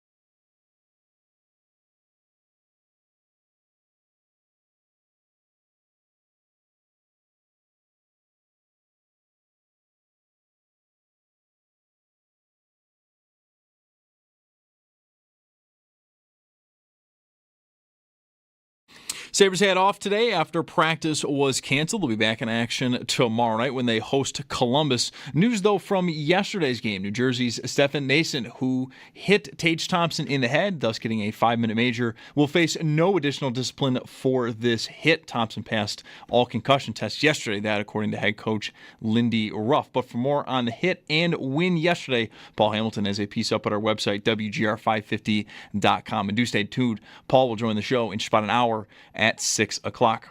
For the NHL tonight, though, it is a light night. Just one game. Nashville hosts Ottawa at 7:30. In the NFL, the big news is reigning NFL Defensive Player of the Year and 4-time first-team All-Pro Myles Garrett officially requested a trade out of Cleveland. Garrett, who turned 29 this December, is coming off a 14-sack season. And this also comes after Browns general manager Andrew Berry said at the Senior Bowl that the team has zero intention of trading Garrett. Baltimore has signed offense coordinator Todd Monken to a 2-year extension, and the Texans have their newest offense coordinators. They are hiring Rams tight end coach and pass game coordinator Nick Cali. At your Paddock Chevrolet Sports Update, kickoff 2025 of the new Chevy from Paddock. I'm Zach Jones for WGR Sports Radio 550.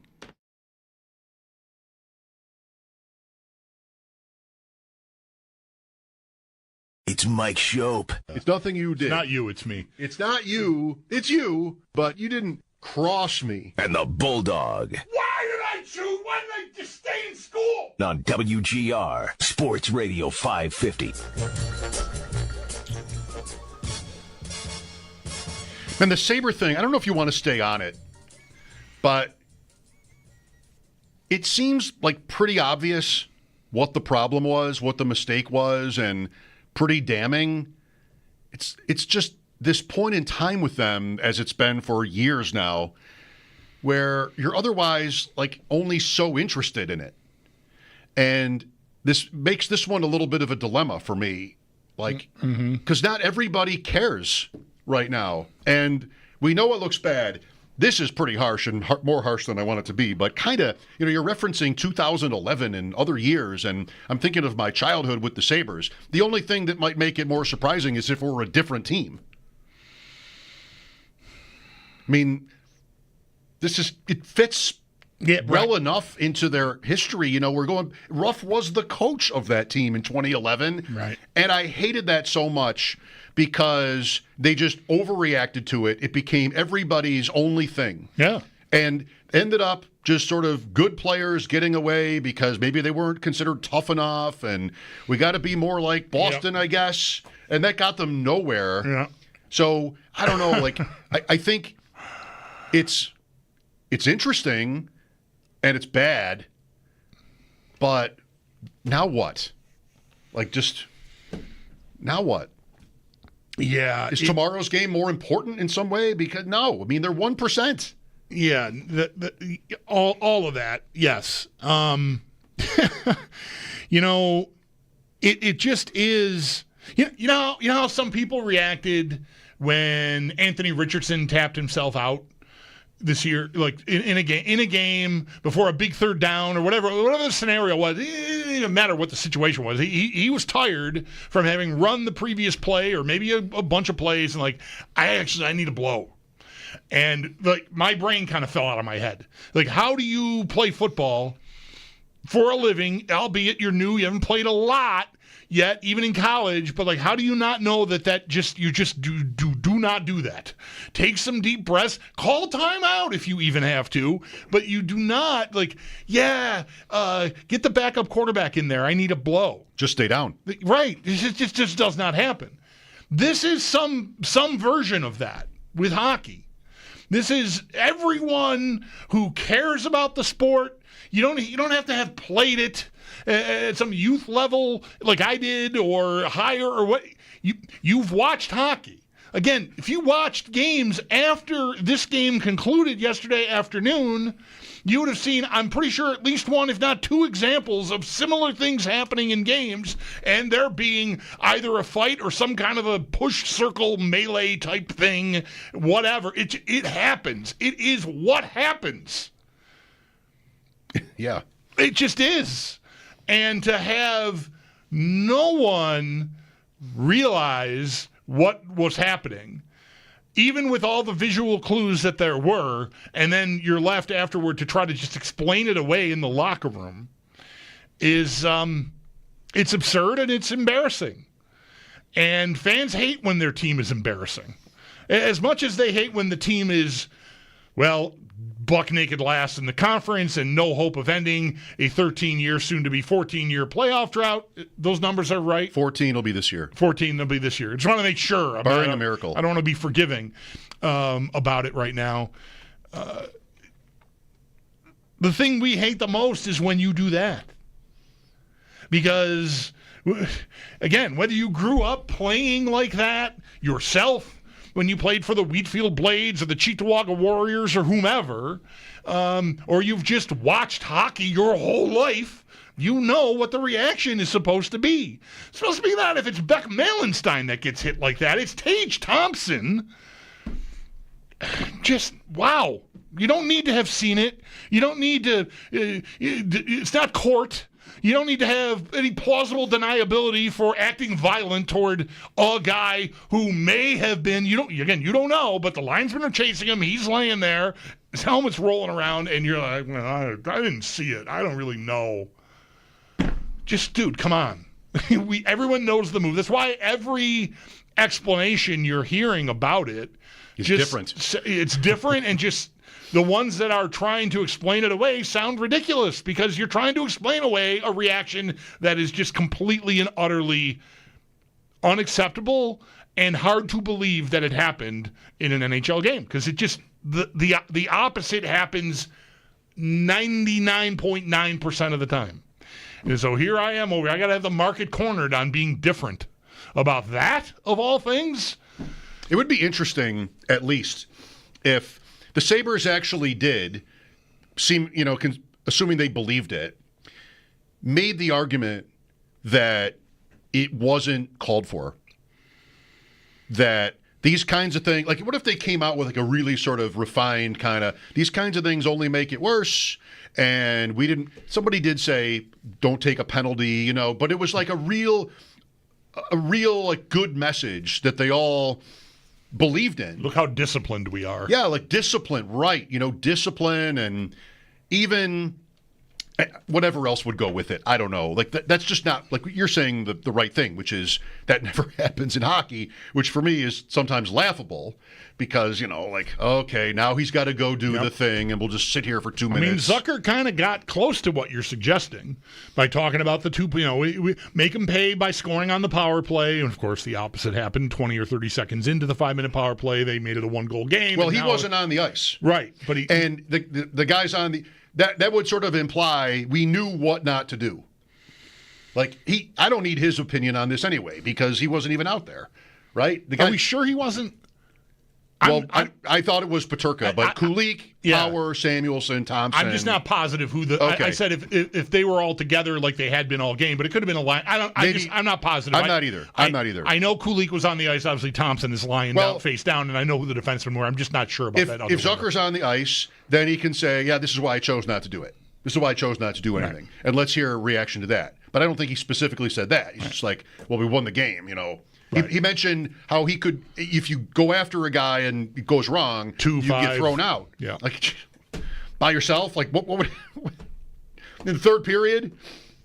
Not 5 minutes in. Right. Just come on. Yep. It's all weak. There's no. And we talked about Zucker earlier, and I sort of give him to an extent, a pass on, like, he's landed here, he's on this team, they handled the situation the way they handled it, he's trying to keep it as calm as he can, and saying how disappointed he is in all his teammates is not going to help anything. It might be the message they need to hear, and I'll bet privately they're hearing plenty of it, including from their coach, I would expect, but I don't know, I don't want to assume anything anymore about just how how that is being handled, but I know how I think it should be privately, which is like how we sound about it, because everyone who knows anything about the sport, whether you were in that room or not, knows what you do. And they just failed. They failed at it, and now it just sort of brings a whole bunch of other stuff into the conversation, none of which is particularly helpful or healthy in any way. The relationships, and do they not care about one another, and all this sort of stuff, because a team with guys who don't even like one another, I think, would make a ruckus out of that situation, and they just didn't do anything. It's an instinct, right? Yeah. It's an instinct that a hockey player has. At home, too. You're already winning the game. Your team is always losing. You're winning a game. I don't know if I believe more that your instinct would be to not do it because of the score than it would be to do it because of the score. Right. Like, you're at home and this happened and we're up and we're kind of out of it. Like, go.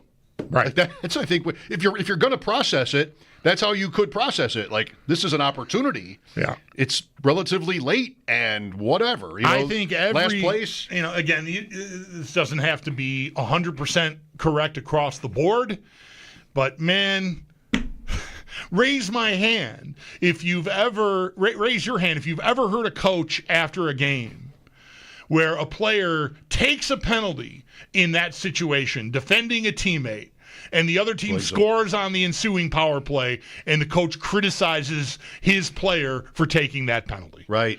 100 times out of 100, I'll take that penalty. It's a good penalty to take. You gotta be there. You gotta show up. Like, that's again, that doesn't have to be unequivocally acceptable and correct across the board, but it's what you will hear unequivocally and across the board every time it happens, because you want your guys to feel like somebody's got your back. It's a part of the sport. So I think probably, even if it goes totally awry and they score, you get major penalties and they score 2 goals and you lose the game, I still had to show up. I had to do the right thing. We got to kill that penalty better. Like, that's what you hear if it goes completely awry on you, which it doesn't have to do. That's right. Good point. That's why that kind of leads me to thinking that Ruff's response was calculated. He's not going to rip his own team. He's been to hundreds more of these games. He's got whatever we have combined in this plus. Right. It's his job. He's never. It would have to have been strange to him, and he doesn't want to really kind of make it worse in certain ways. So he just sort of yells at the question. Nope. What is the argument though? But he yells at the question. You're totally right. Somebody goes in there and gets a game misconduct or something ridiculous, like Zucker said, and everybody in the room is going to defend him for doing it. Of course. And thank him for doing it. And the fans are going to love him. And the fans are going to love him. Kulik could have been a hero. Sure. A legend. Yeah, a lot of people last night were citing Drew Stafford on Chris Neal back in 2007. He's a rookie. That's Drew how that Stafford. started. He's not a little guy, Stafford 6'2", 220, whatever, but he's definitely not a fighter.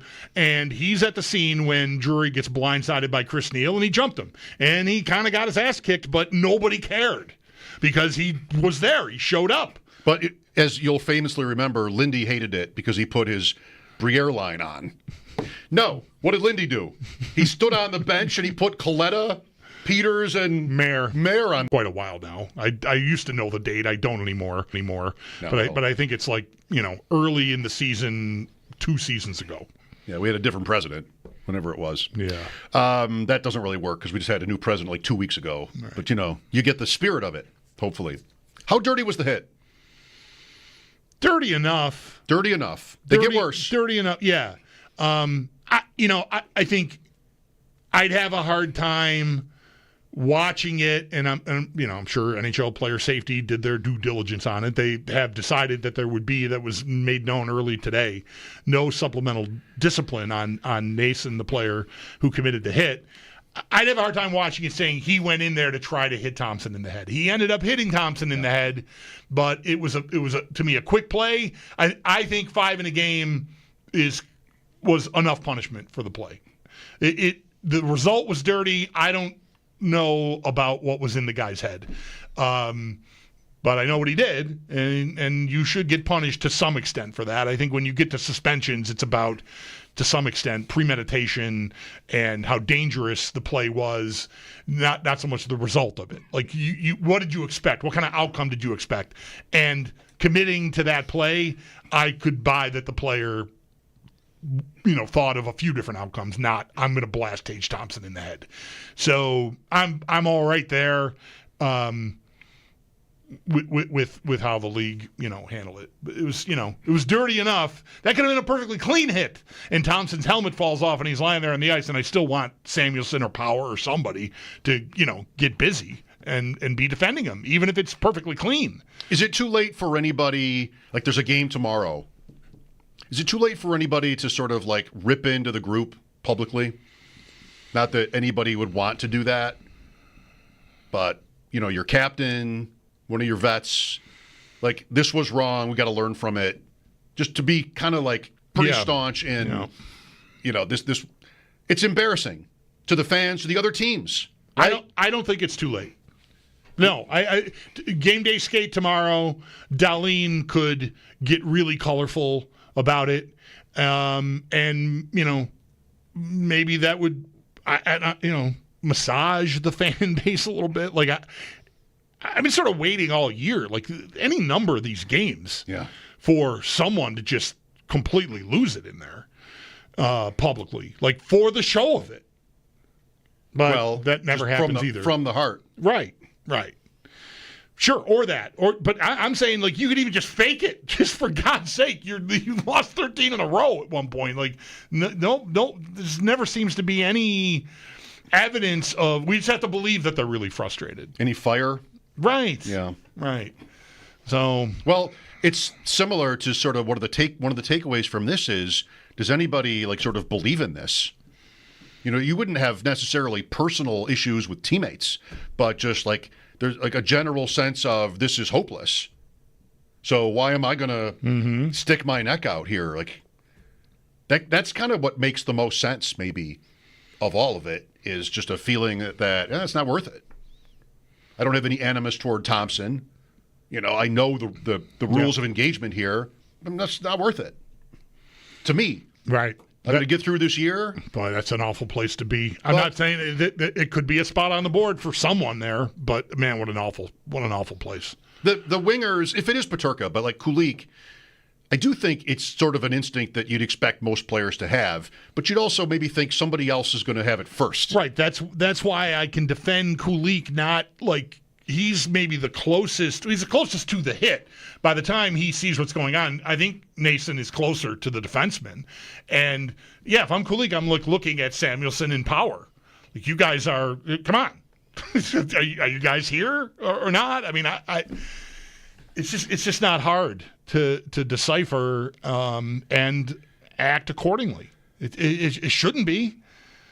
But yet this team just finds a way to make everything into, I don't know, something bad. It's not. Well, in better news, the Super Bowl is this week. That we're not at eating gumbo every night on the quarter. That's not about us. You want a Super Bowl trivia question? Sure. Do you? Yeah.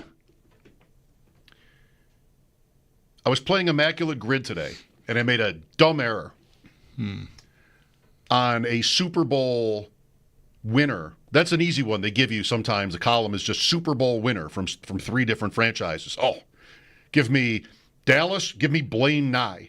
I mean, just going to go back in time. Okay. So that's kind of a sitter. Denver. Like, Gary Kubiak was the backup quarterback. And I didn't bother to first look at the dates before I clicked on it. And he retired, I think, in 91. The Carlton Bailey game might have been his last game as a player. Like, he wasn't the backup for the Denver Super Bowls 7 years apart that they won. Yeah. Who was the backup on those 2 Denver Super Bowl winning teams, 97, 98? He was a veteran. He played 14 years in the league. He does kneel out the Atlanta win. And in that season, 1998, he started 4 games and Denver won them all, in place of your beloved Elway. Mm-hmm. Nobody come to mind here? I had no memory of it. I don't really either. I'm merely just looking for an opportunity to guess one of the McCowns, even though I know that's not going to be correct. Too long ago. A Detmer comes to mind. That's a good guess. Because That's a good guess. Coy Detmer, Ty Detmer. Was there a Kai Detmer? How many Detmers were there? Two, just the two. If I name the two, Kai was not a real person that I know of anyway that played quarterback. Lee Harvey Detmer was not one of the. I don't think so. So it's a little early for any of the Detmer brothers. I think two. I'm not sure it is, but it's not them. Okay, that feels about right time wise. Yeah, but yes, go on. No, it's not them.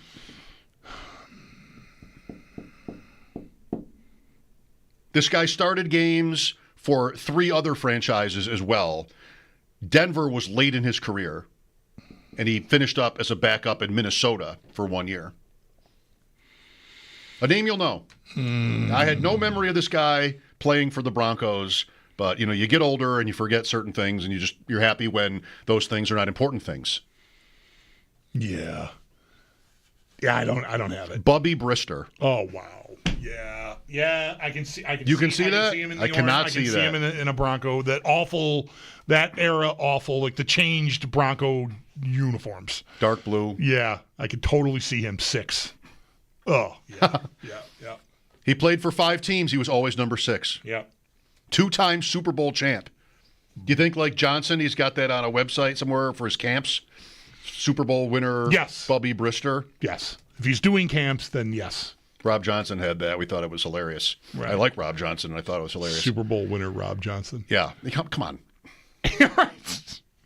Winner is doing a lot of heavy lifting here, bro. Come on. Is Wentz going to do that? Just saying. Wentz revenge game. Right. I love the Eagles. Sunday. In the game. I'm going down. Yeah. I'm going all the way, again, 2 years in a row, betting against Kansas City. Betting or just picking against them, like last week. No, I bet the Bills last week at 21-16, down. I did bet the Bills. I lost money on them last week. We all did. Yeah, I'm sure a lot of us did. Sal Capaccio coming up next after the update. Mike Schopp and the Bulldog, WGR.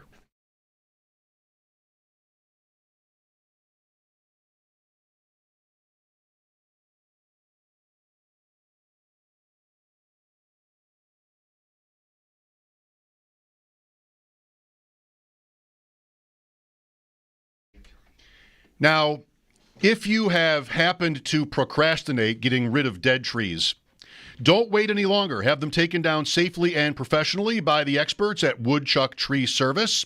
774-8717. They become friends of mine. They've done great work in the area for many years now. Big work. They have the equipment to handle any number of trees, big or small, ones located in tough spots, not just dead trees, but ones that might seem like they could present a problem, a bigger problem, after that next big storm.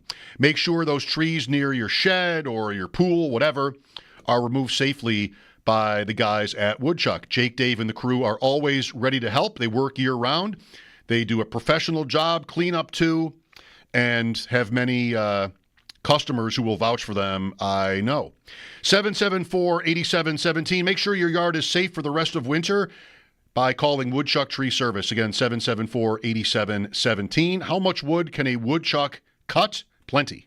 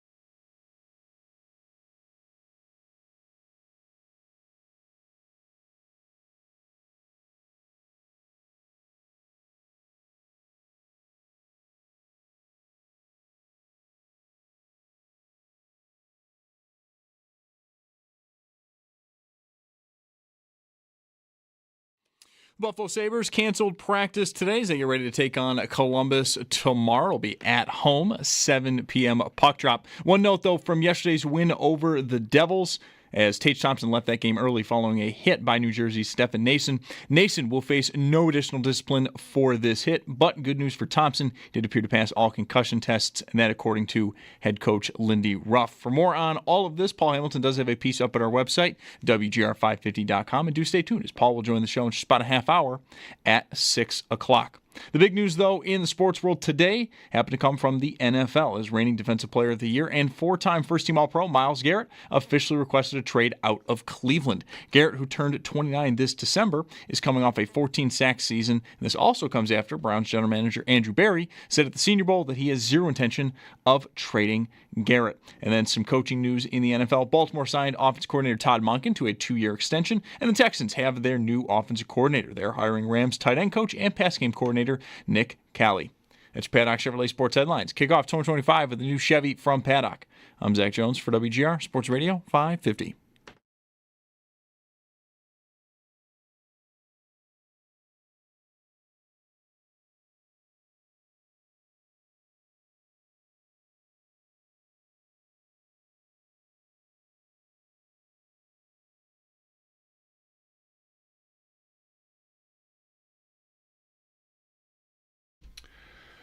Okay, so the season's over.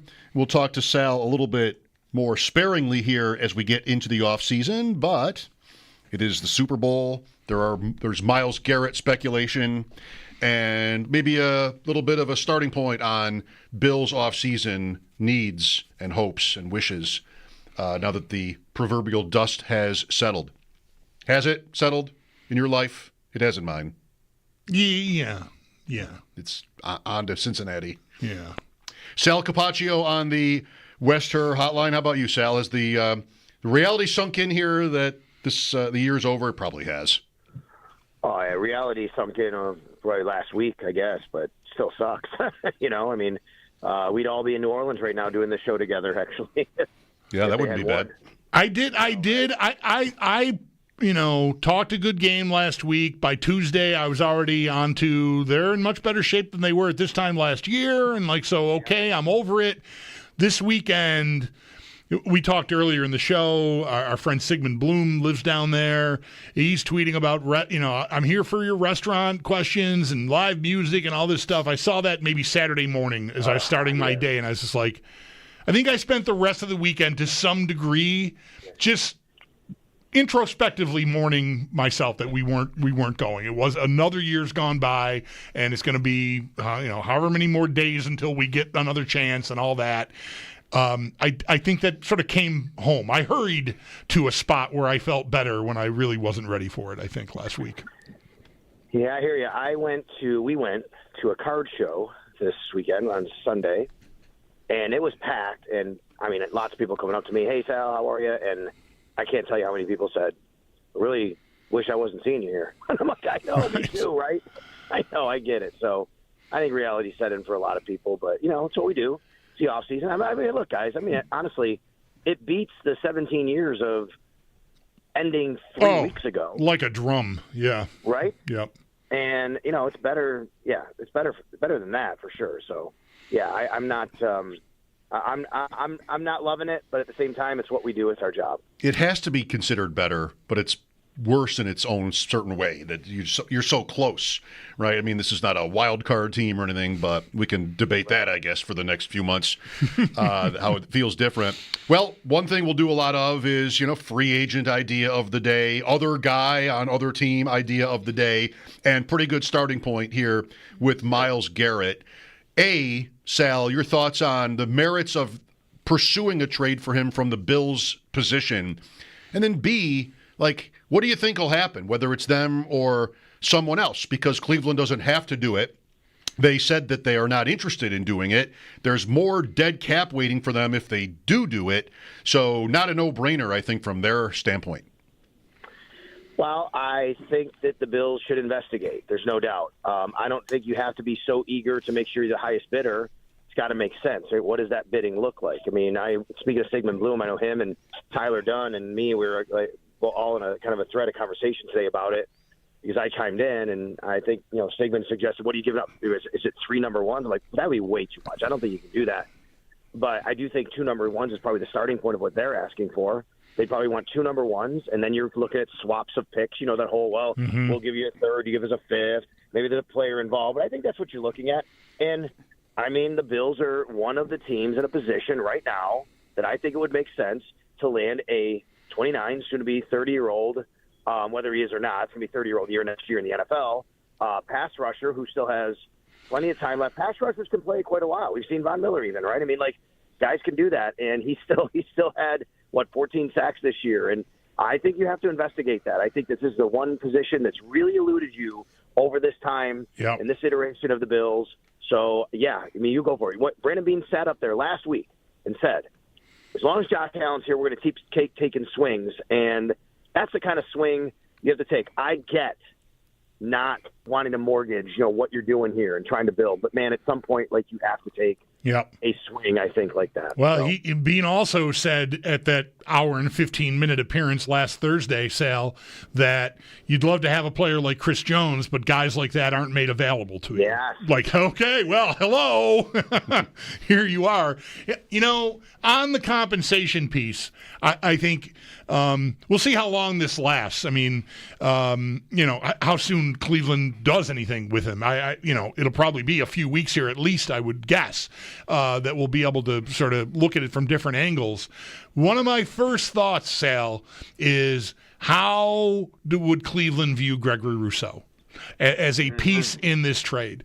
And my thought about this is not because I want to be done with Gregory Rousseau. If I can't pull Myles Garrett into the boat, then, I think I have to be thinking about re-signing and keeping Greg Rousseau on my team.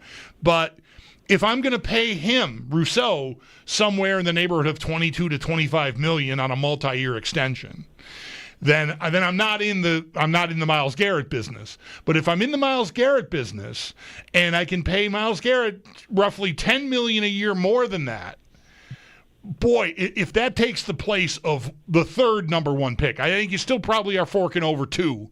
But if I can substitute Rousseau, who becomes to an extent expendable by the acquisition of Garrett, then I think I'm cooking here. I think that makes sense to me. I'm opening up a spot financially, and I'm opening up a spot, in the lineup by doing that. And again, this doesn't have to be a negative about Rousseau. Garrett just outranks him. He outranks just about everyone who plays the position in the sport. So if Cleveland likes Rousseau, then I feel like I've got a leg to stand on. Yeah, it's fascinating. It really is to me. That's a nice player. You really like him. You developed him. He is sitting there on his 5th-year option, guaranteed to make over $13 million this year. Now, I haven't dug too deep on it, but from what I looked at initially on Garrett, he's only due less than $2 million in base salary this year. He does have a bonus coming up, but I don't even think it's that prohibitive. You could get him for so much less than what you're even paying Greg Rousseau this year. So from that standpoint, I agree with you. He's scheduled to count like $19 million on their cap. Not what he'd be counting on a team trading for him, cap, because obviously they already paid him the bonus. So for that reason, I bet you the compensation would have to be higher, right? The team's like, hey, you're getting this guy. We're taking on most of the salary because we've already paid it, so you're going to have to pay more of a premium in compensation to get him. That would generally be how I would think it would cost. So you're right, Bulldog. I think that now you're probably talking about, okay, you do that, but also if you could shed that salary, and not that anybody, again, we have to say, not that we don't like Greg Rousseau, but at over $13 million a year, I think you're probably already looking to do something with that contract to reduce that number. Well, maybe this is a solution like that. So I don't know. Mike asked me a little while ago how I think it plays out. I don't think it's anything that happens too quickly. Look, generally, these things start to percolate. You got to wait till you get first to the combine. That's when everybody gets together. And who knows? Maybe by then, they'll work something out with Myles Garrett. But, man, that was pretty strong for him. This was not a report from Ian Rappaport at the Scepter. This is the dude literally putting it out there in his own words where everybody can see him writing in bold letters, I request a trade from the Cleveland. Throwing back a quote from the GM from last week in it as well. Cleveland to Canton was a phrasing Barry used in talking about how they wanted to keep Garrett, and Garrett used that, which is no accident. That seems like, I want to be done with you. Yeah, for sure. And listen, I don't know. I don't know if there's a sour relationship that's going on between the two, the two sides. I don't know if it's a relationship that, is irreparable or anything like that, but it feels like, and it sounds like they've just both become to an impasse on some level. And it's not financial, right? We know that. And even I was watching today, Schefter or somebody came out and said, this is not a financial issue. His contract's taken care of. He's not saying I need to be paid. This is not a contractual issue. This is literally I want to win a Super Bowl, and this is not where it can happen. Right. With that said, though, you would expect any team acquiring. I appreciate you laying out how affordable he is for a couple of years. I would expect an acquiring team to tear that up and give him a new market rate contract as the highest paid player in the history of the sport that doesn't throw the football. Probably right, but you do have 2 years left, right? You can do that. Now he's got void years left in his deal now. But that's not something you have to get to right away. It kind of reminds me of the Stephon Diggs thing. When the Bills traded for Stephon Diggs, it was okay, at some point he's going to want a new contract. Well, listen, if him and Haw about, I want to be traded because I want to win a Super Bowl, I don't even think you can go to that team and say, give me a new contract. I think it's, all right, I'm going to be here and I really want to win, and let's visit that at some point. So I think whoever acquires him, if this is the Bills want to go out and get him, I think it's hey, we're going to do this. You want to be here? We're going to give up a lot to get you. Let's visit the contract after this year. Sal Capaccio on the Westshore Hotline. Sal, you think Von Miller's back? No. I don't give it a 0% chance. I do think that the Bills and Von could eventually work out something as far as a restructure. He opened that door himself during locker cleanout day. But it's just always looked to me like this is the time where they'll look to move on. To me, it smells more like a post-June 1 cut, like they did with Tre'Davious White last year. And the reason would be because of saving even more money. Now, you would not be able to get that money you save until June 1st. You could release them. And how it would work is just like Tre'Davious White last year, in case people forgot. Tre'Davious White was actually released in March. The player gets to go seek a new team at that time, but the team does not get the actual financial ramifications and benefits of the money they're saving until June 1st, and then it counts for a couple of years on the cap, but at least you're not taking on a much bigger dead cap this year. That's what it feels like to me, although if he's really open to whatever kind of redone contract and salary and you can get him down, I think the Bills would at least think about that. We will talk later in the week about the Super Bowl matchup, but you like your trivia. So yeah. Philadelphia is going to its 5th Super Bowl here, and they will be wearing green jerseys, which they have only worn in Super Bowls. All 5 appearances, they have worn green, which according to UniWatch, fun site, places them second to what team for most consecutive Super Bowl appearances wearing the same color jersey? I would immediately say the Dallas Cowboys. Right. Dallas wore blue in its first Super Bowl appearance, Super Bowl 5, and then has worn white. Has the show ever sounded older than a reference to Dallas being in blue, a championship game even? But white in their last 7 appearances. 2 teams, this is some, you probably have to think about this. I'll just say it, okay? Sorry. Atlanta has been to multiple Super Bowls only wearing color, black once and red once. And Baltimore is the only team to go to multiple and only wear white. So there. Baltimore Ravens? Baltimore Ravens, yes. Yeah. Thank you. That's right. Good clarification, Sal. Baltimore Colts wore blue and then white. So, yes, that's important. Very good. Yep. Yeah, but, obviously the Cowboys, because we all know they wear, and for many years they would wear white just at home, right? So whether you'd wear, and then if you get to a Super Bowl, you're generally the team wearing the light color because the other team's going to wear dark color. That wasn't the Cowboys' case, which is why that happened. I had always thought this year, one thing I was wondering was if the Commanders had made it to the Super Bowl, would they wear white because they've been wearing white all through the playoffs, and it would be a little more like a superstitious thing. But we didn't get that. Yeah. Let's follow up on that maybe, because I think one of the years New England chose it wore white, right, even though they wore blue at home, one of the Giants games. That's exactly right. And Bills Dallas is the only next year Super Bowl rematch. Or no, green. No, that's right, isn't it? That's the only one. And so what Sal is saying, Bills had the choice, then Dallas had the choice, or vice versa, I think, and Dallas wore white. All right, very good. Enough about clothes. Sal, thank you. We'll talk later in the week. Got it, guys. Thanks. That's our buddy Sal Capaccio on the Western Hotline. His appearances are brought to you by New York's only outlet liquor. When you need to stock up, it's the place to buy a case. What's your outlet? Lots of good stuff in that UniWatch article about Super Bowl uniforms and cities, and they go as far as to write at length about how the first Philadelphia Super Bowl team, the green was a different shade. So you have to know, like, when you're putting like a 5 green, it's different green that they wore then to now. So like the Jaworski Eagles. Yeah. The Jaworski Eagles. Because that is neither that fancy Kelly green that they wore this year. It's like a throwback green. That Super Bowl team with Jaworski was a darker shade of green than that even. It's not that. Isn't there also a midnight green? I'm not sure about midnight green. There's a midnight blue. I know that. It's a song. Yeah. Foreigner. All about that. Yeah. Paul Hamilton coming up after the update at 6. Mike Schopp and the Bulldog here, WGR.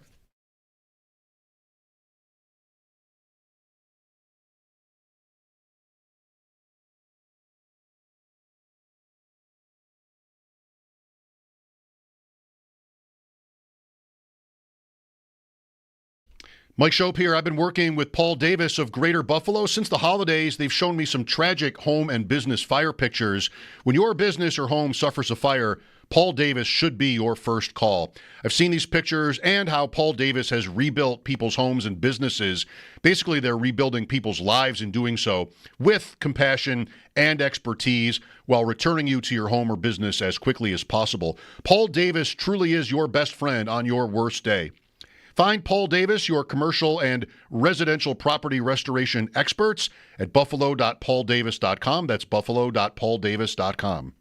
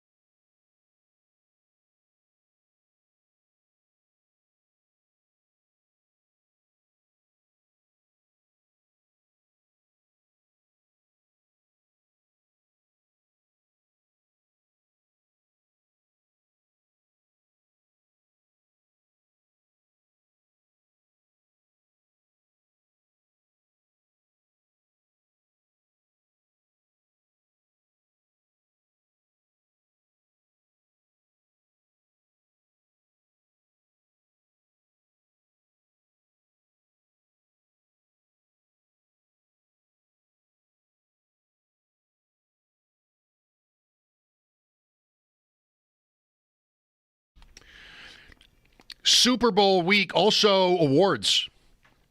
Do you think Allen could still win MVP? I do. Sure, the votes were... People voted weeks ago, so any conversation out here, even their playoff meeting, should have nothing to do with how the votes got. No, of course. Assessed. So yeah, I don't know how they voted. I initially thought if they did all around sort of the similar time frame, and any of the same people were voting for that AP, the All Pro thing. Like, all right, Jackson can have that, and the MVP will be Josh Allen. Would have made logical sense to me if I were a voter. I want to recognize both excellent seasons, and so yeah. I mean, I'm not ruling it out, but it feels like he's coming from behind all of a sudden in my head, I guess. Once the All-Pro thing happened, that was right. How that felt. But you have made the point that you could maybe someone will make an argument that Allen had enough less to work with.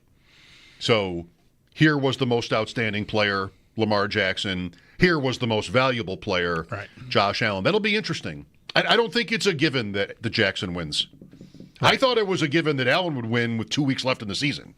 Me too. Me too. They're just not really going to give this award to Lamar Jackson again.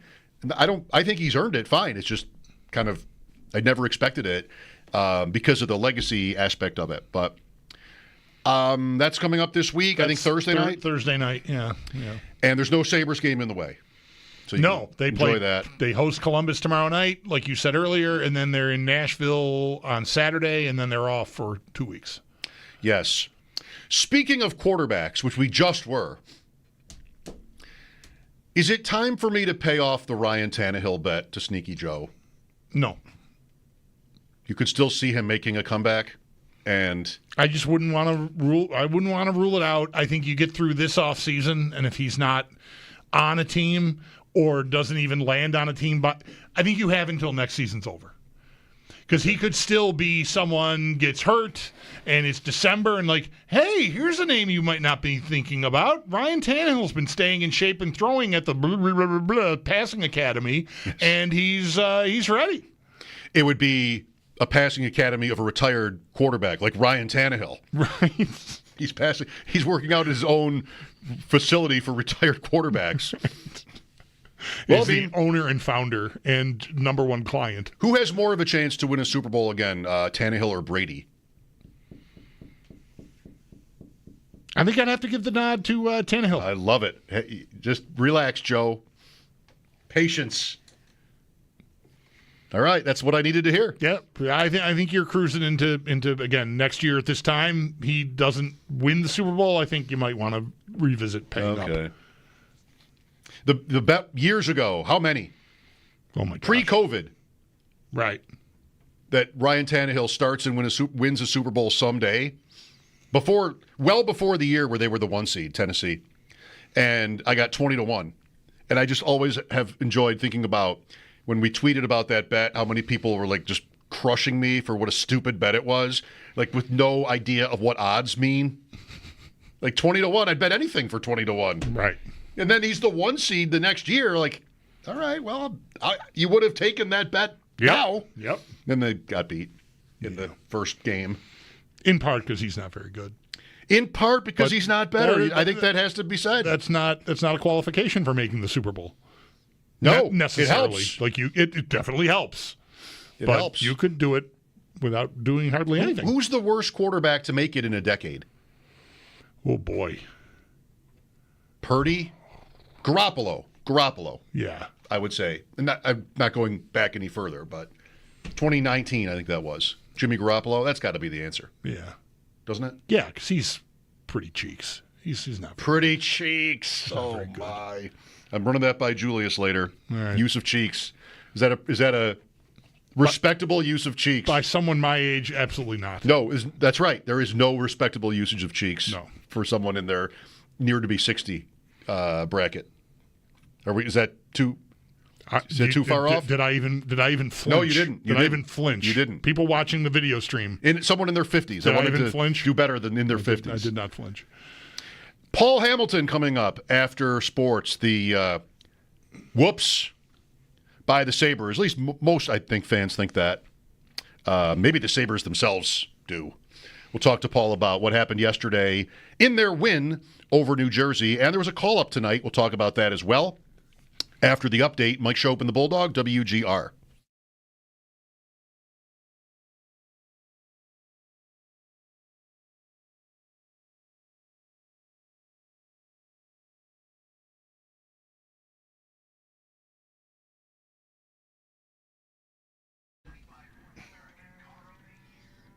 Well, it was right about this time last year when I set out on my course with Awaken 180 with a goal of losing 30 pounds in 7 weeks. I had some really bad habits, and this opportunity came to me, and I was really excited to do it, and I knew that I would. Like, once I put my name on it and set the goals out here in the public space, I knew that I would. I didn't know exactly how attainable it would be or just how much I would stress, during that. But I remember it quite differently from that. And once you get rolling in one of these kinds of things, it starts to feel pretty easy. So 30 pounds in 7 weeks was my goal, and that happened. And then you get to that number, and you're just so proud of yourself. Just here to preach that Awaken 180 worked for me, to put it very simply, and for colleagues of ours here at Odyssey, it's worked as well or better for them. So no meds involved. What's stopping you? Do what I did. Joe Beamer, Tom Bowerly. Take control of your weight at awaken180weightloss.com.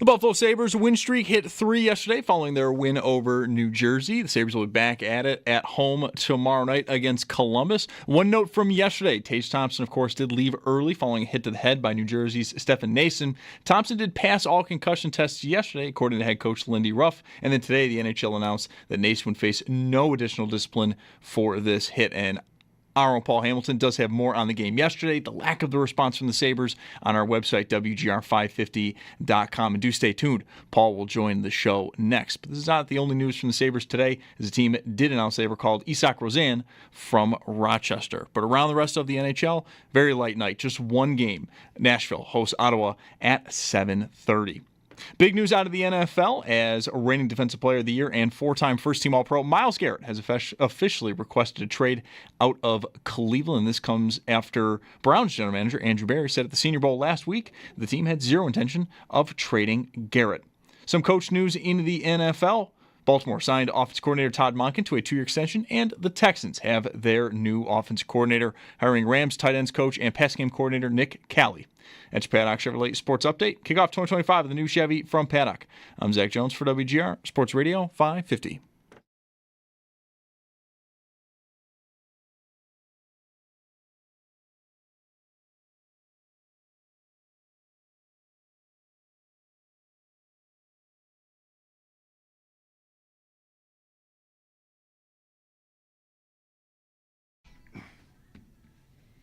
My wife is doing work in social media for our daughter's hockey team. And she's often trying to come up with creative songs to put under the posts, if that's the right phrase. Sure. For that. That's a good choice right there. Like you'd win a game by a few goals. You'd win kind of going away. We win big. Yeah. For Mamma Mia to be the right song under the, 45 seconds of highlights or whatever. Agree? You wouldn't play that after about a loss. It's just too cheery. No, right. No, the loss is always. You don't need a soundtrack for the loss. You just need like a better luck next time, and at least put the score in the right order. I was brainstorming. She's not one of these people that like if Garnett's team loses 3-2, she's not going to like put team name lost 2-3. I hope not. That is brawl time. Like, you just cannot. No, you can't. Just can't. Yesterday, there was a tie yesterday. I'm trying to think of the song, and I thought of the word fine. I feel fine. Mm-hmm. This is better. It's okay. And then my wife thought of the REM song. I'm like, I think the song is actually called It's the End of the World. As we know it. And I feel fine is in parentheses. Yeah. So I'm not that sure that would have been perfect. She picked something else. I'm sure it was good. Paul Hamilton with us on the Wester Hotline. Paul, how are you? Good. You can't go wrong with ABBA. I mean, you can't. How can you go wrong with that? I agree with that. Just, you want the mood to winner takes it all. Ooh. Could be a good ABBA song for a clip. The championship. All right, Paul, I know you've been heard this morning a couple different times. Let us, if you would, hear your take on what went down or what didn't yesterday. Yeah, and it's a shame because, last 6 games, I think they played pretty well. They've won 4 of them. The 2 they lost, they had 151 shot attempts and just couldn't score. But, here we are talking about this. After, they didn't actually blow a lead. It got to within 1 goal, but they killed 2 penalties and won a hockey game. But next thing you know, Tage Thompson gets hit in the head, and he didn't get hit by a guy of Rempe's size or Chara's size. He got hit by some guy who's 6 foot and doesn't even weigh 200 pounds, who runs around all game and takes cheap shots at people like he did with Zucker after a goal. And, it was basically just crickets. Now, I know for a fact that Yuri Kulik saw it. And then I know Zucker said he didn't, and you could see Zucker didn't. He had his back turned to it because... And he is the other player on the ice. We were confused earlier. Like, I wasn't sure, but Zucker is there. Yeah, okay. And he had his back totally turned, and you could actually tell by his body language once he wheeled around and saw Thompson laying there. It was like, what's going on? Type of a thing. But I know at least one Sabre saw it. I don't know about the 2 defensemen. But I don't know. I'm just to a point where if we got to go, let's just go. I mean, grab somebody and go. You got a pretty good chance if you just grab somebody and go, and 4 guys do that, you're going to find the guy that hit him. That can't go on. And at least Samuelson said he regretted the way he handled it. He said that it should have been addressed, and he regretted the way he handled it. And Darlene says they got to be better at that. That can't happen again. But you have to be ready to go when it happens. And teams know. Teams know when they play this team. Unless Gilbert's on the ice, you probably got free reign to run around at 6 foot and 180 and do whatever you want to do out there. And, and Gilbert only plays 5-6 minutes. So teams know they can come in there and do pretty much what they want. Paul, you know from having played, I know it's a long time ago now, but still, you know from having played, but I think even any fan out there that's just watched hockey for 5 years or 50 years, you don't need to have seen what happened to know what to do. All day I've been in here with Samuelson especially. I guess you could say the same about Power, but it doesn't surprise me that Power wasn't eager to get into it. Samuelson is that guy. Not that he's a fighter, but he's a big, heavy dude. He's here because he's a physical presence and supposed to be hard to play against and all that stuff. It's the crux of this falls on him, and that's not always fair, but still. You don't need to have seen the hit to know. It's pretty quick, nor do you need a supercomputer to process it. Thompson's lying face down, his helmet's rolling around, the linesmen are scurrying around to get between you and this guy. It's a pretty good chance you should be able to look at the situation and decipher, this guy did something. This guy right here, the closest guy to us, actually, because he just headed right down the ice toward the defenseman, and the linesmen are scurrying over there, and there's your cue. Look, it's not court. It's not court. I don't need irrefutable. It's also not a review. I don't need irrefutable video evidence. I've got evidence there. Jump the guy, cross-check him in the head. Whatever you got to do, just do something instead of just what you did, which was bupkis. Yeah, and he wound up standing over Thompson, not to see if he was all right, not to taunt him. And Kulik was standing right next to him. That's where he wound up. Was standing over Thompson looking at him to see if he was okay. And, so he basically was standing over there by himself with Kulik. And you know what? Power is not a weak individual. And the thing that I don't understand is, I would think with what you're being called by the fans of this town right now, you would be embarrassed as a hockey player. I would be embarrassed if I was part of that. I mentioned this earlier, you have a resource who I think would be more than happy to help you not get hurt. Rob Ray is at every game. Rob Ray is on a plane. Rob Ray is on the road with you. If you walked up to Rob Ray and say, can you show me some things so at least, I'm not confident in doing this, but at least I'm not going to get hurt and I can at least help defend a teammate. And, show me a few things. And you've got that resource right there. And I don't know. I haven't asked Rob, but I'm sure he'd be more than happy to do it if somebody were to ask him to give them pointers and everything. Because there are ways, you can do it so you're not going to get hurt, but you can still defend a teammate and not turn into what we witnessed.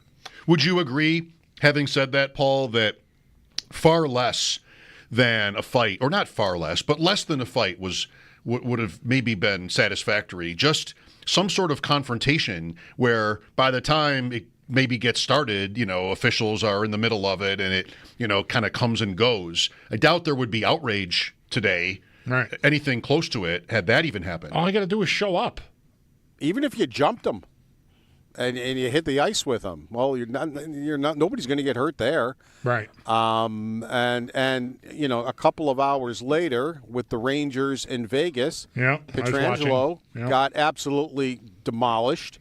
It took maybe 3.5 seconds for somebody to get there, and away they went.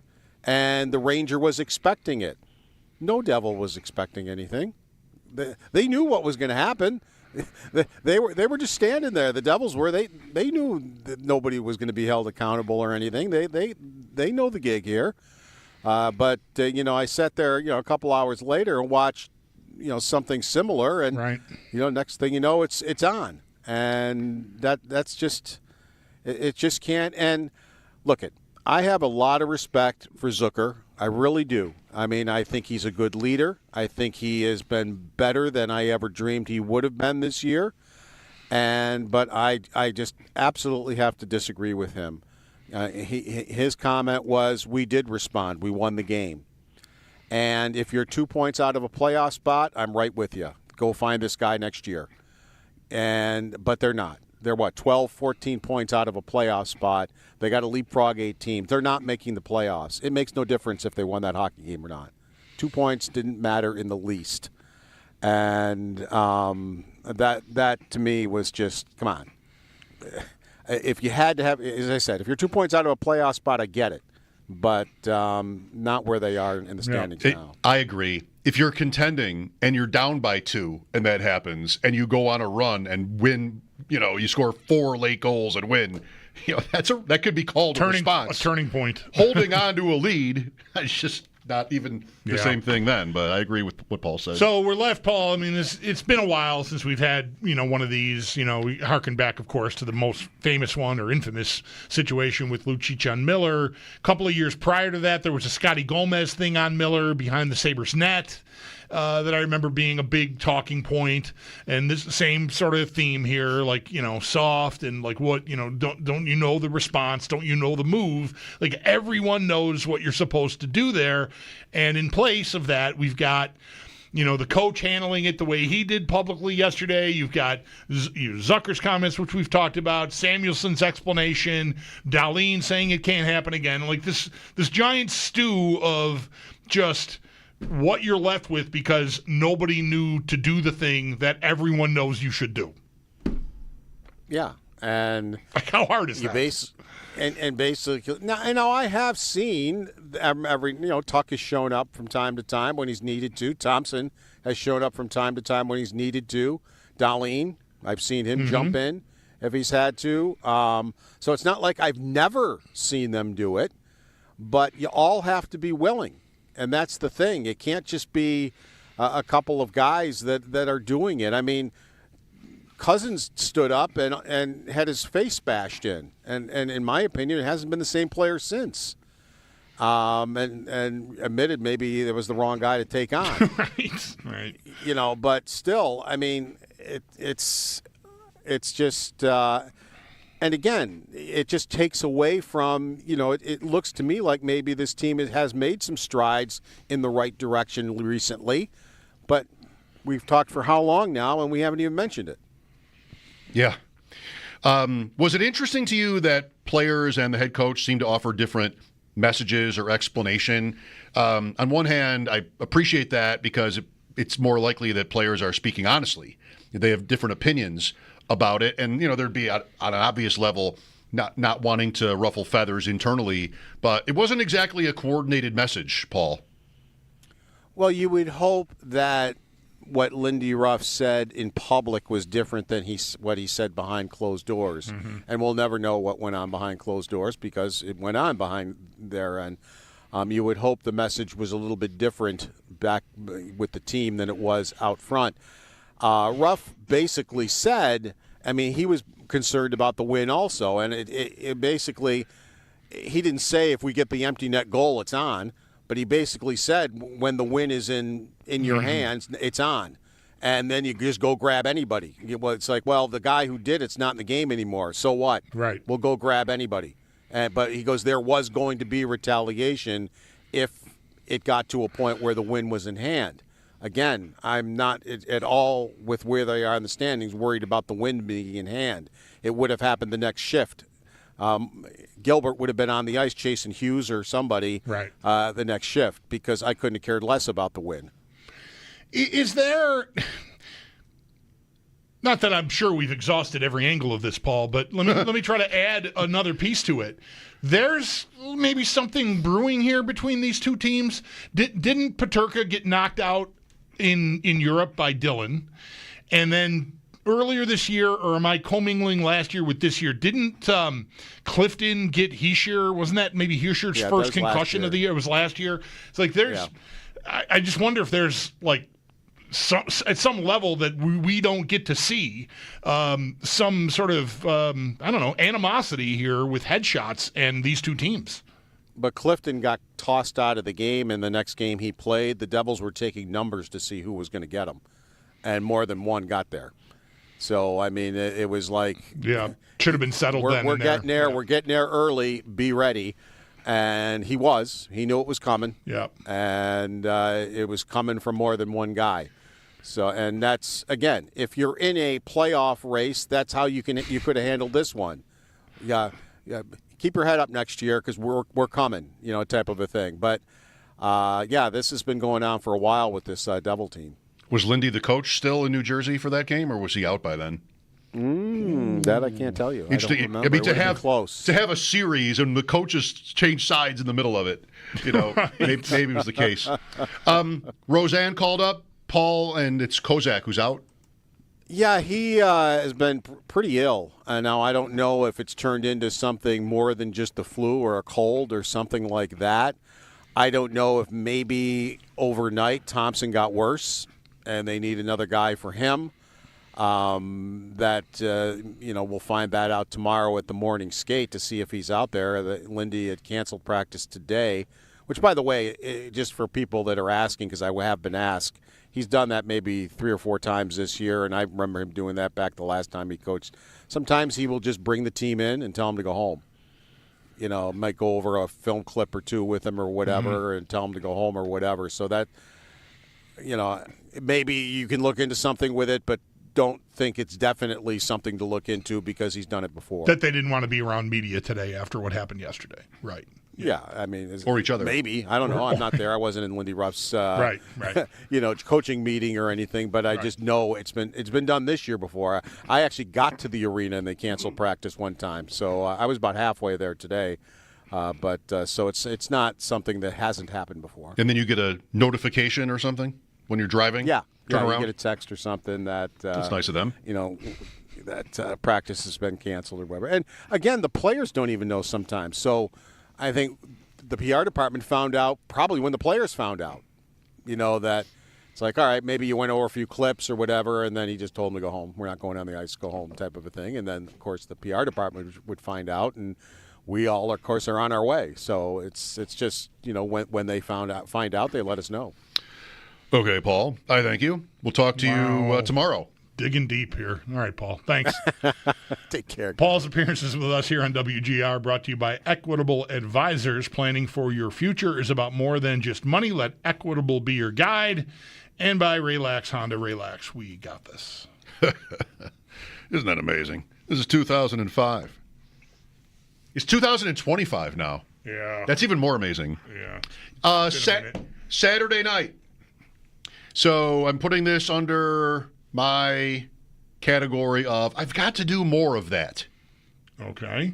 I've got to do more of that. I went to see high school basketball Saturday night. All right. At St. Joe's. It was Canisius and Health Sciences. Good game, fun. And had the honor to sit with John Roth in Grand Island at this game. Love a guy who's like he's at all the high school basketball. Just like I remember when I was like his student or just after that, and he and other coaches would go to games, just like, you just see him at games. Yep.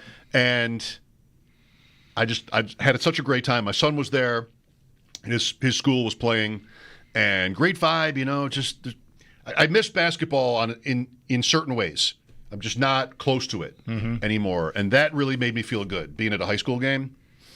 So I got to do more of that. Good luck with that. Isn't that amazing? You don't think I will do more of it? No, absolutely not. No. No chance. No chance. You got 2 kids playing multiple sports. No, it's a miracle you went to one. I'm not down on the idea. I think it's a very good idea. I just don't think you'll have any follow-through on it at all. In fact, I'll be stunned if you do. Well, and I took that very personally. Now, maybe I'm going to have to. I'm daring you. No, that's right. I'm double dog daring you. But I want to be able to do it independent of what you said. Now I can't. Because you said it.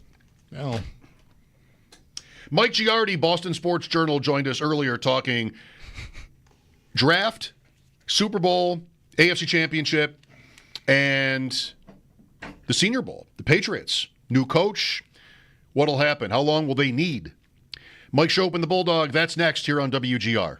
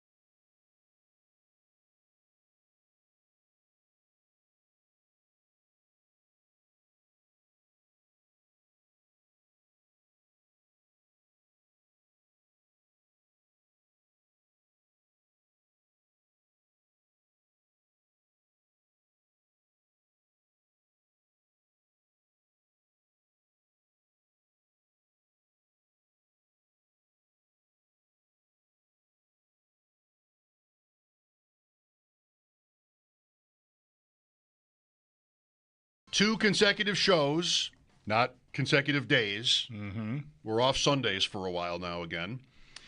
Friday and then today, guests who spent time at the Senior Bowl. All right. Theo Greminger. Mike Giardi today, Boston.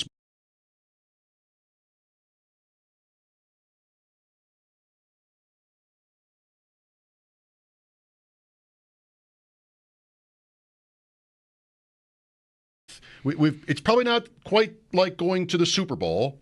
Maybe it's better than the Combine, or I don't know. Like put that into some perspective, if you would, Mike. Yeah, I think the Combine, you end up running into more people, football people, GMs, executives, scouts, all that stuff out at night. Whereas in Mobile, there's a little bit less of that. There's less places to congregate. Teams come down there, tend to do their business a little bit. They're kind of in and out, to a certain degree. Speed dating with the prospects. Multiple interviews. And they, literally the Senior Bowl staff has to coordinate the interviews because it's 4 at a time to different places. And the Rams kept screwing it up this year because they only sent 2 people down. And you can't interview 4 people with 2 guys. It was the whole thing. But generally, and it used to be in the past, the Senior Bowl used to be able to go anywhere you wanted in the stadium. And so, if I wanted to stroll up to Mike Vrabel and sit down next to him, he might throw me over the side of the stadium, but I could attempt to do that. Now they've actually done it so that the media's on one side and the football people are on the other. And you got to kind of stake them out as they're leaving the practice if you're trying to get something like that. So it's to me it's more of a football evaluation really than anything. And those guys, if you're there, they kind of like that you went the extra mile and you're there, so you might get a few more texts back or whatever. So that's sort of the way it plays. Leave it to the NFL to have up the security. What had been a pretty casual, maybe deep background type search is now no, you got to stay over there. You can't be near the football people while they're doing the football things. Yeah, it's really silly. Because look, man, if somebody tells me they don't want, hey, I'm focused on what's happening on the field right now. All right, I'm good. I'll leave you alone. Right. I don't need to be hanging over your shoulder or anything like that. But they got their way. So, Mike, you mentioned Mike Vrabel in there, new Patriots coach. That maybe seemed kind of obvious or to be expected for a lot of people. That did happen. You on board?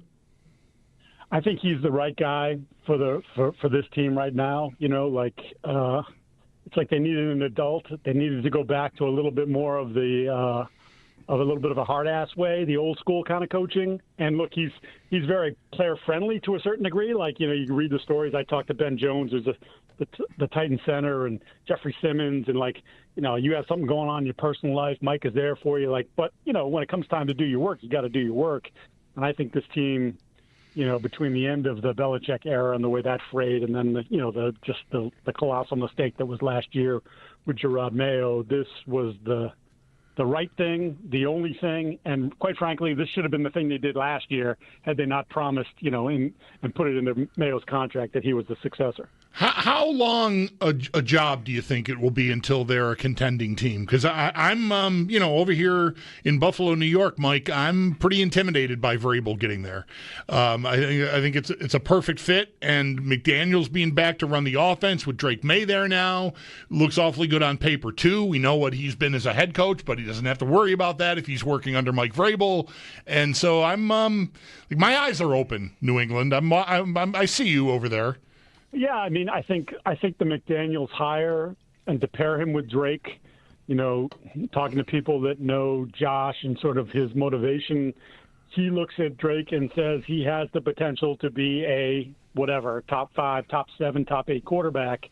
And I was with the best quarterback of all time, and he gets an assist in there. Tom is Tom, but Josh played a big role in his development, and does he see some of those same things? I think it's one of the reasons why the job appealed to him. So there's that part of it. Now the way they've constructed their offensive staff, it's not as cohesive as I would like it to be, but when you consider Vrabel's past history with the OC, it's the LaFleur, which he actually was going to fire LaFleur, at least that's the word on the street, and then LaFleur gets the Green Bay job anyway. And then Arthur Smith, which was great for 2 years, and they reached their height from an offense and what they got out of Ryan Tannehill. And then it was Todd Downing, who's actually joining the Patriots staff as a wide receiver coach. And then Tim Kelly, like a lot of first-time offensive coordinators. And the word of the street is that Vrabel felt a little bit scarred by that and wanted some experience. So he gets Josh, but he's put a lot of his guys with Josh. So I'm curious to see how that plays out. I think the other part here is to what you were saying about I'd be leery of them. I would be. I just wonder the roster needs a lot of help. Right. You know, like I look at the roster and I say to myself, if you turned over 20 to 25 guys this offseason, like you should, you know, then maybe that's too much to do in one offseason. But like I kind of go back to 2001. Belichick that was his year 2 on the job. They signed 17 free agents. None of them were, you know, high-priced, big-name guys. It was the Mike Vrabel. It was Mike Compton was an offensive lineman. It was David Patton. It was Brian Cox. And they got contributions from all those guys and sort of built up the middle class and turned the roster over. And then, of course, the 6th-round pick, 199 overall, turned out to be, you know, a dude at quarterback, and they won a Super Bowl that year. I'm not saying they're going to do that this year, but, like, that's the way I look at the roster. Like, I know they're going to take big swings, but if they're smart, they're also going to take a lot of those, like, mid-level guys and just try to build it up, like sort of like Washington did this year. Like, they didn't go crazy with some of their spending, but they found a lot of guys that contributed to them winning this year. Plus the coaching credibility upgrade there that you would like to think New England will also enjoy, as you've described. Mike Giardi, our guest from the Boston Sports Journal. Any clarity, recognizing still how early it is, on what you think might happen with the top 4 picks? So I think that Tennessee is more likely to pick Abdul Carter or Travis Henry than they are to pick a quarterback there. And I think the for sale sign is up on that pick. I think they're willing to. They looked at this quarterback class, and at this point, I don't think a lot of people are in the league very impressed with it. So I don't know that they're going to get the haul that, say, Chicago got a couple of years ago when they traded the pick to Carolina that turned out to be Bryce Young, which was like an absurd amount of dudes. But there's still value there, and there's some team that may look at it, at least whether it's for a quarterback or whether it is to go up to get to one of the 2 guys that I mentioned. I think there's a definite feeling that there's not a ton of blue chip guys, and and this has sort of become the theme lately, that the strength of the draft is between 20 and 65. So, you know, there's a lot of guys that are probably graded the same way, and then it's just, well, how do you view them? What do they work in your system better than they might work in, say, you know, Buffalo's system, or how they'd work in the Jets system? But there's definitely sort of that void. Like, there's a lot of good like B plus players, but there's not a lot of A guys in this draft. So then, you know, we had that Week 18 game where New England squandered by winning the number 1 overall pick. And, like, at least it was maybe a year where the charts are going to be the charts, right? But maybe it was a year where it wouldn't be too penal, especially if you're not in the quarterback market.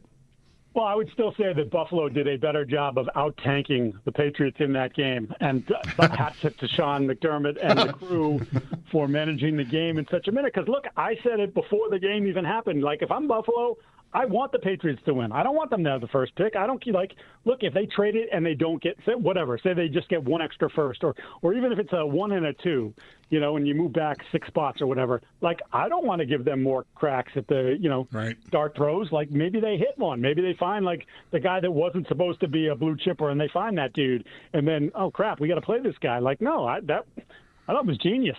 You know, like, I don't know if they'll admit that that's what they did, but I kind of felt like they did that. And the Patriots, you know, who knows what was going on there, whether they were told to lose the game or not. But, you know, and they did either not play guys or quickly sit guys down like Drake May. But, yeah, I thought the Bills did a terrific job of out-tanking the Pats that day. We did talk that week, and May starting and leaving the game almost as quickly as Allen did was interesting.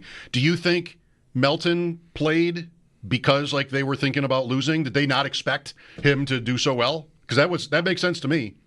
Yeah, I don't think they expected him to do that well. I don't think anybody expected him to do that well. And to his credit, I think, granted, it was against backups, but, like, that showed some good growth from him and the guy that we saw in the summertime, and certainly the guy that we saw coming out of college.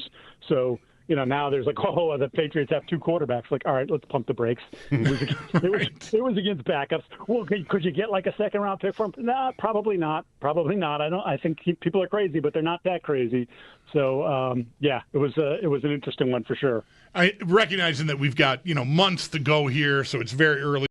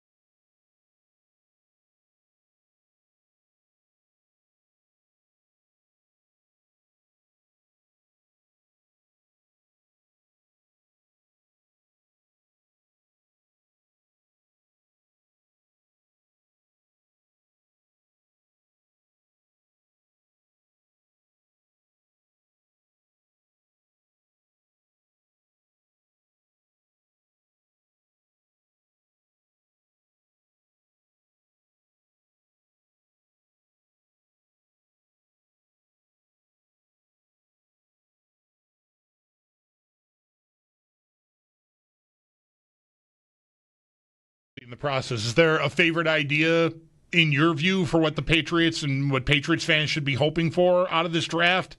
Even though they're not up top, maybe still somebody will fall in love with one of the QBs and you can get paid to move out of there.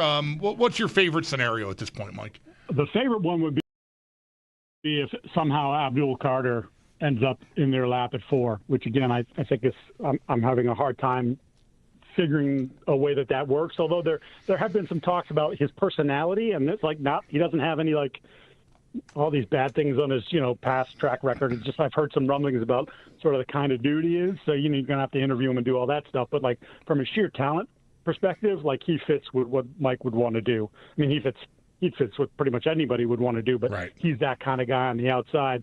The thing that sort of, to me, if that's not going to happen, and I don't think it's going to happen, is Will Campbell, who's the left tackle from LSU, who wasn't at the Senior Bowl.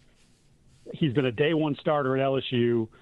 He's been the left tackle since day one. We know the competition. Georgia's defenses over the years have been loaded, Bama, etc. He's got short arms. We don't know how short they are just yet. We'll find that out at the Combine. And I've kind of looked into Vrabel's past history with the tackles, and he hasn't had short arm tackles. So I don't. If maybe his arms are 33 inches long as opposed to 32 and change or whatever, maybe that's a game changer because he can play. Like you watch him and you're like, that dude can play. But then, Vrabel's second to last year in Tennessee, or was it his last year? Peter Skoronski was their pick at 11 overall. He was a left tackle at Northwestern. Short arms. He ends up as a guard, and he's a damn good guard. He's a Pro Bowl level guard, But that's the Patriots need a tackle. So if Will Campbell turned out to have enough length there that they said, yes, he's our left tackle, and they were right, then that would be the ideal thing. Wow. Welcome to draft season. Short arm tackle, bump him inside, play him at guard. Let's go. We all know that. We all know it. Small hands, short arms, wingspans, motor. Cone. Yeah, it's just, God, just plug in the tape sometimes. The guy's good. Just, figure it out. That's right. Mike, what did you think of the AFC Championship game? I was disappointed for you guys. I and nothing against Kansas City. Obviously, they're on a great run, and there's a lot of great players over there, and we know what Andy's capable of. I thought that Buffalo got out to, Josh was a little jumpy early. Mm-hmm. I thought he settled in. I didn't love the play calling in that game in particular, and I'm sure you guys have talked about it ad nauseum. But the tush push thing, which you were good at, you weren't good at that day, stop doing it, And you saw, Andy get Pat out on those 3rd and 4th downs, get him out outside the pocket, some play action stuff, and whether it was a keeper or, the quick little throw, the one to P. Ryan there to end the game. I wanted to see a little bit more of that in those spots. And, look, I don't know where you guys stood on did he make it on the 4th down push or not. Right. And I'm sure you probably didn't. But my thing is, and maybe people will yell at me for this in Buffalo, don't leave it to chance. Mm-hmm. You know what I mean? You got this guy who's 6'5", 245, who can run. Get him outside the pocket. Stop trying to, push him up the middle. It just wasn't working, and I just was stop doing it, and they didn't stop doing it. And it was kind of in that instance, from an offensive viewpoint, maybe you got what you deserved there. I don't know. But again, disappointing because. What a year, no one thought, and I think we've talked about this a couple times, this was supposed to be a step back year, and instead, Josh elevated, and, look, you're going to be in that conversation every single year, but one of these years you're going to have to break through. Right, and it just gets harder now. I mean, I don't know, for the players, for the organization, for the coaches, I know out here, Mike, in the run-up to the game, I got fond of saying, if the Chiefs win this game, we're going to go through an off season and even a September, October, and November of a football season where they're just going to feel inevitable. They can't be stopped. Yep. And that is no way to go about rooting for a sports team. I mean, it's a very tough place to be where you feel like it doesn't really matter what I do. I'm going to run into that at the end, and maybe somebody else can take them out. Yeah, I mean, this is you felt okay, even though 15 wins in the regular season, all these one-score games, and they're just not that explosive, and the defense actually stepped back a little bit from last year, and you're this is a year maybe you can get them, and, it didn't happen. And look, I don't. When I look at the roster, aside from the addition of a pass rusher and a playmaker, like on the outside for Josh, it's a pretty good roster again. Like you're going into it knowing like you're the favorite in the AFC East and you're going to be one of the favorites to get to the Super Bowl again. But it's still that like now is that it happened again. Another year we couldn't get by the Chiefs. You can't expect the division to be in such shambles again either, right? I mean, they were, consensus was they won't be quite as good, but the division being a lot better would be part of why. Like their chances of winning would be not as strong, and the Jets and to a different extent the Dolphins just collapsed. So walk on in. I don't think, Mike, your point about the play calling or the results in that game would be seen as controversial here. I mean, my thing was, much like what you said, 4th and short, like you get into that spot. You get into that spot because on 3rd and 3, you're throwing to the line of scrimmage. And on 2nd and 8 or 2nd and 5, everything was short. They went through most of that second half without throwing any passes past the line of scrimmage. So that's the whole argument for, passing league and getting the ball down the field rather than being more based on running and efficiency. Because if you're that way, and the Bills really were, for much of the season, by the way, it was not like it was that different in the playoffs, but you just have to be so fine, and in that game they weren't quite. Yeah, and doesn't that then lend to and you'll be talking about it, sure, ad nauseum going into free agency, and then depending on what happens in free agency into the draft, like, yeah, they traded Stephon and it was the right thing to do, right? And they exceeded expectations offensively, but they need a dude. Yep. And maybe he doesn't have to be the A+ player and the guy that T.